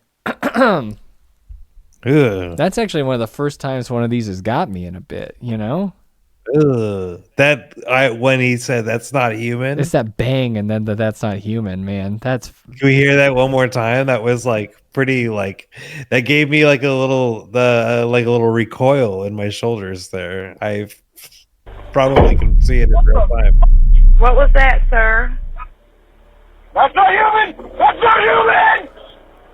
Like that second one when he's like, I'm saying sorry. it's like, ugh, I feel it in my elbows, man. I don't know. That's one of those things. It's like, I don't know what it was. Like, it could have been something. Could have been a deer, like a weird fucking deer or something, jumped in the back of the truck or something. Yeah. But he most certainly. But you're is not imagining lying. that He's like not lying. He's like you would. Maybe you're clarifying because it's like it's humanoid, like it's like maybe it's like on its hind legs or something. You know? Sure. Yeah. I mean, that's certainly something. That's not human. That's not human. Yeah. God, that's horrifying. And it does look like some people are trying to determine if this is actually real, and they're creating. Middle of North Carolina, it was Videos pitch like black. this. I'm actually going to take you to the location right here. We're going to go in on Google Earth to the location that the gentleman stopped his truck, where he waited on the deputy sheriffs to arrive, and they went back to the location where this happened It's a to see if Johnson they Corner could Grill. find this creature that was in the back of his truck. Again, this was verified. It is a true story. Here's the actual 911 call. Oh wait, we heard that. It's not human. It's not human. He kicked it into high gear, and he went to that gas station that I just showed you guys. Now, here's an interview with the sheriff of Pender County. According to the CAD notes and the deputy report. We heard that interview. Carolina. Here's the interview by Rusty from Carolina Case Files. Yeah, we don't need to know. But yeah, people are breaking this down. People are thinking that this is like the real deal Holyfield, you know, and that's scary stuff. That's not human. That's not human. And it's something that I'll probably show Kelly. This seems like something that Kelly would really eat up, and we might have to follow up on this story. Dig in. Which brings us to our last story of the night. Oh, God. Do we really want to do this? This is kind of a bummer story. I don't know. I mean, like, we don't have anything, unless you want to do Cop Watch. I mean, to take us out. Because the Cop Watches are pretty short, I guess. Yeah, why not? That sounds like a better way to end the night. The other one is, like, kind of evergreen. It's like an older story. And Yeah. We'll come back to it. We'll do that. New tonight, officers are investigating after a Cuyahoga County special deputy was involved in a shooting this afternoon. Oh, yeah, no surprise there. Oh, no. Right? We're told that deputy was working a security job in East Cleveland and was inside a porta-potty around 1:30 when it tipped over. Oh, no. After he stepped out, he encountered multiple people and one who reportedly pulled a firearm from his waistband. That's when the deputy fired. Wait a second. His gun. Okay, so... Oh, no. So it wasn't Johnny Knoxville and Ryan Dunn. Like, there's no way they were doing No. So in a row, 3 porta potties. The third one is knocked over. Yeah. It is on its side. So can you imagine? Listen, a cop goes into a porta potty. Not only do you tip it, but also you like try to fight him a little bit and try to take his gun as he's getting out of there. Wait, but did he say that the kid pulled a gun from his waistband? Oh, I assumed that they were trying to take the cop's gun. His waistband. That's when the deputy reportedly pulled a firearm from his waistband. Oh. That's when the deputy fired his gun. Never mind then. A group of people left in a car. A short time later, a 15-year-old with a gunshot wound showed up to University Hospitals. That teen is believed to be connected to the incident. So the teen got shot by a cop after he dumped a porta potty, huh? He knocked over the cop. You're supposed to just get in the car and drive. Yeah, I mean, I don't know. What are you doing pulling a gun? Like, you got shit all over you, cop, and now I'm going to like gesture that I'm going to shoot you. You're going to get shot 100%. You're 15 years old. Are you... I know that your brain's not fully developed, but like, are you really that dumb at that age? Yeah, you can get away with knocking it, you know? Like, yeah, you film it and you can laugh at it later on. Just don't show anybody that it gets out there or whatever. Actually, you know what? Don't film your crimes. It's really stupid of me to suggest. Yeah, listen. I'm not gonna say anything. I'm not gonna say anything either. I'm cool, dude. It reminds me of this from Jackass. One of the first things that I ever saw on Jackass was them announcing the show on MTV with something. I think that's Johnny. I don't know, but saying "Welcome to Jackass," and then they just drive a bike into a porta potty, and that was the entire commercial for the first episode of Jackass. And I said, I gotta see this thing, right? Yeah, what's happening here? It was Bam Margera riding a red mountain bike down a hill, crashing into a porta potty.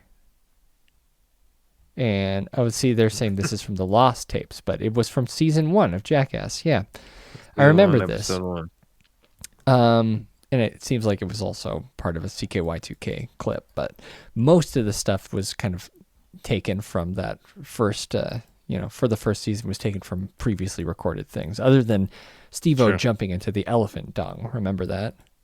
Mm-hmm. Yeah, off a ladder into a pool of the waste of an elephant. So, very exciting stuff. One of my favorite shows. And then we go from Cop Watch, because we've got our eyes on them, to Cops. That's something I will also say about like people give a lot of credit to like Tony Hawk for their music taste and stuff. I think Jackass had like maybe a superior soundtrack. Sure. Possibly. I mean, it's mostly CKY and him, but no, I mean they had they had some really good punk stuff. Like the Big Brother kind of Yeah. side of it had really good, and music like direction. their theme song being like what the Minutemen. Yeah, you're right. Actually. And like it kind of like I remember they use like the Fat Boys in an episode.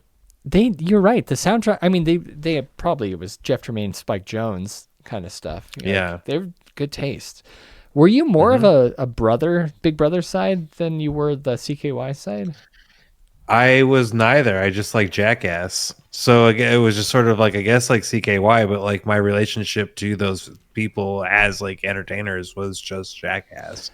I got into CKY and like saw that other stuff later on, but like for me, like a lot of my like entertainment stuff is like it's all like connected, and I didn't know it was connected because I wasn't like a real like who made this when I was younger. Yeah. Like my all-time like favorite records like growing up, like in 5th grade I got Beck's Odelay. Cool. And I was like, this is incredible. We opened the show with Beck track today. Yeah, I've been listening to like some Beck this week and last week and stuff. And but you're like considering being a Scientologist too. Yeah, I'm considering it.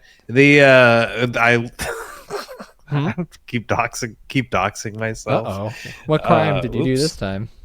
Well, no, that there's like they reopened the Scientology place here. Oh, that's kind of exciting. You're gonna join. Fremont police are right. Whoops. I should. But what I was gonna say is like the Beck record Odelay, was a huge fan of it, and I think like one of the best records of all time. Paul's Boutique from the Beastie Boys, which like the first time I heard it, my jaw was just dropped, forever. And not really realizing, but it was produced by the same people, the Dust Brothers. And it was like, oh, these are like 2 of my favorite records, and I had no idea that it was like the same people worked on the it. Dust Brothers. I don't know that production. Is it they did like the Fight Club soundtrack was like one of their more like mainstream things that they had done. But I'm sure that they've done like plenty of stuff after that, but it's just, and I'm sure it's stuff that I've like listened to, but it's like a blind spot sometimes when it's music like that I'm like not explicitly thinking of like the producer side of it. You know? I was always kind of a weirdo kid that had to figure out who did what and where they're from. Like, that was always a big thing for me. Like with Beck, it was just like, it's Beck. Yeah. I mean, yeah. So in my head, like when I got it, I was like, it's this guy and he's got cool art, Yeah, I think, the usefulness of producers has kind of shifted in an interesting way in the past like decade or two, Right. Yeah, interesting. Cops watching and cops standing by and listening, huh? What are they doing here? Fremont police are investigating how a registered sex offender was targeted and stabbed to death. Police say last Thursday, a 29-year-old suspect showed up outside the 71-year-old man's home on Solstice Court. ABC 7 News is not identifying the suspect until he is arraigned. Court documents say the stabbing victim was David Brimmer. One second. God damn it. It's like you could be a fucking sex offender, but you're still a boomer and you can have like a pretty nice house. Yeah, it's a like nice I house. can't own a fucking house. It's a good house. But this sex offender can like own a house. This pervert has a nice residence and I rent? This is insane. And I don't rent. Sucks. I do have a house and I'm very lucky, but yeah. Good house. Court documents say the stabbing victim was David Brimmer. They were like sitting ducks in so many ways. In fact, I'm shocked that we don't see more of these types of offenses out there. The Megan's Law website shows a man named David Brimmer living on the cul-de-sac where the stabbing happened. Is that an age progression photo? They didn't have a real one, or does he just have like a shockingly steady like presence? I don't know. Like one picture seems older than the other for sure. Yeah. Like it's one picture from the 90s, and then maybe he got arrested the second time or something. Yeah, it looks like, yeah. Brimmer was convicted of several sex crimes against children in 1995. ABC 7 News covered his case at the time. Brimmer was a pastor at a popular San Jose church. Oh, what? Huh, that's never happened.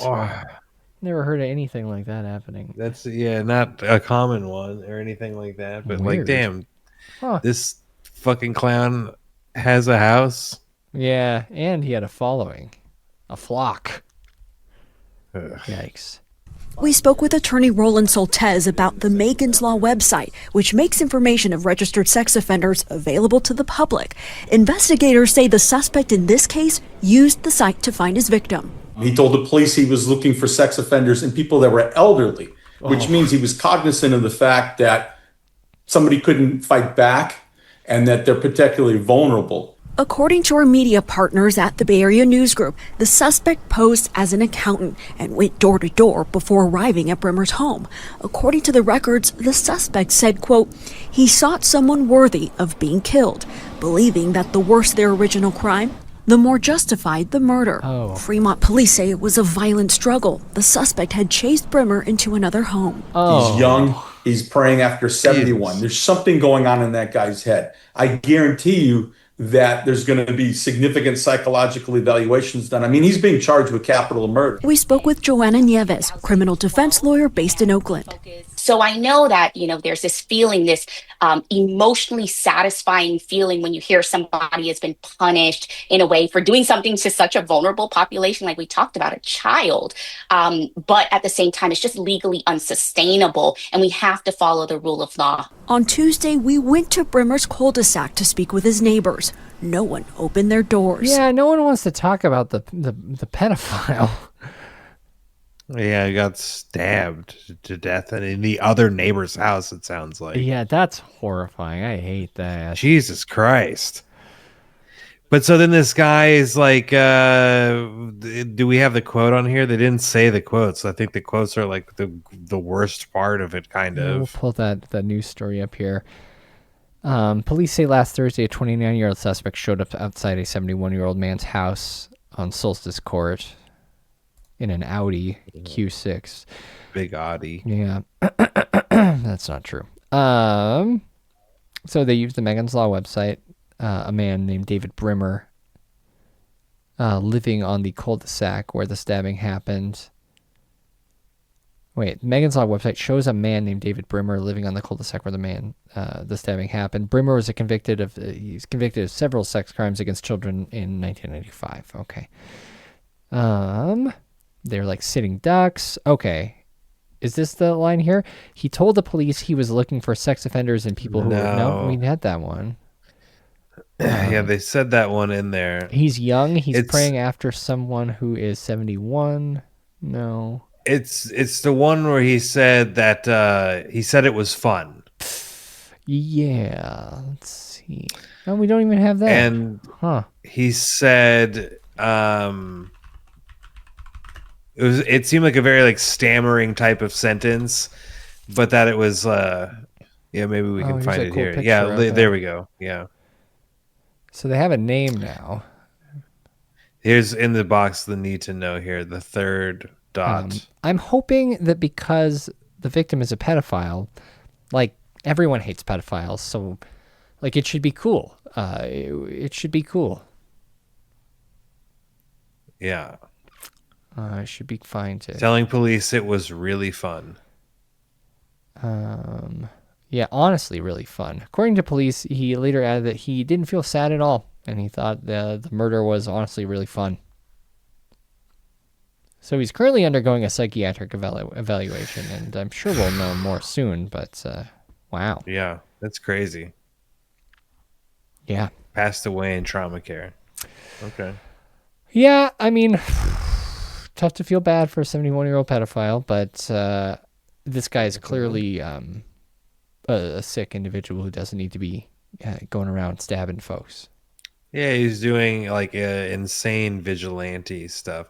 Maybe we can find No Mark one more time to take us out of here. No Mark? No Mark, the Minneapolis well, that's not a superhero. bad idea. Do you want to... Maybe we can find his... Maybe we can jump onto his Instagram. Because I've seen he's got better videos on there. I know it doesn't like work that great on the screen, but... No, that's fine. No Mark? Is it No Mark? M-A-R-K? Yeah. Yeah, that's right. Because we do need heroes. Yeah. Is it one word? A hero could save us. Is it No Mark? Or I didn't pay attention originally. No Mark Project. Yeah, that's right. All right. Day 5, maybe? Look at this. The second video in the middle there. Warning. Okay. Here we Look go. at that car. Do you see that car? Yeah, it's like a Rolls Royce. He's fucking driving that thing. No, he's not. Dude. This guy rules. Look at him. I do it for you, Minneapolis. You can clean their windows. This is the kind of vigilante justice I can get behind. Cool ass guys. Yeah, he's out here. Frat party. I mean, how did he get the car, right? Yeah, what is going on with that? Like, He's is like he a Bruce real like Wayne? Like, does he have money? Like, yeah. What's going on? here's him catching the pisser.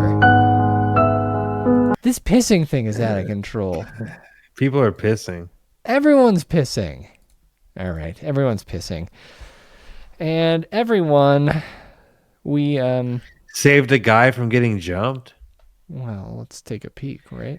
Wait, so he got a message and he said, heard you guys talking about jumping someone outside the college club in Dinkytown after it closes tonight. Might want to check it out. Yeah.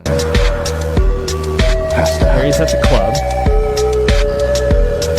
Uh-oh. Round him. No. Oh, no. Jesus Christ. His He's got hands all bloody bloodied hands. up. You fucking assaulted someone. There's one where he said, like, I wonder if he saw it coming or something like that. And then, like, he shows that he has, like, this big yellow crowbar. And he's, like, throwing around in his hand. And it's like, is No Mark out here just bopping heads? Or, like, what is happening? I think No Mark's kind of scary, but I'm okay with I think that No Mark's videos are completely doctored. They're structured way too well rather than just capture the act of a crime and him stopping it.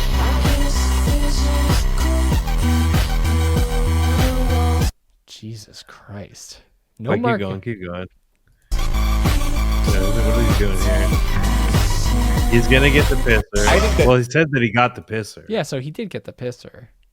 Well, okay, but did he knock him out? Here's a warning to all college pissers. Should we send him the Montana Mister? Oh, come on. Holy shit, dude. Come on. We can't do that.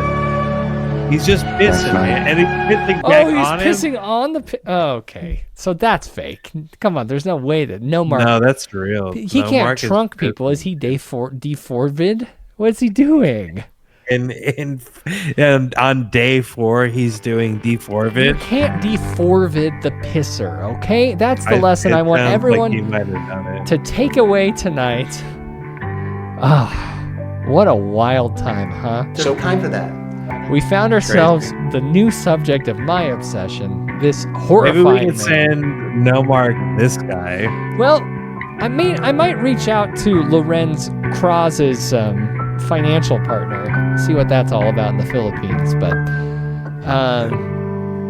until then, though, I just appreciate you all hanging out, tuning in, sleeping to us because it is late. But until next Casual Frightday, Jared, always a pleasure. Hey, Byron, if you're lonely, you know I'm always here waiting for you. God. All right.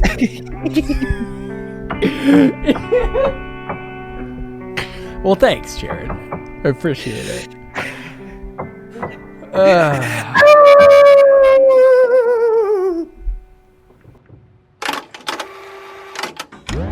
You've been listening to an Audio Wool original, produced by Byron McKoy. Theme music is provided by Yawns. For more programs like this, visit audiowool.co.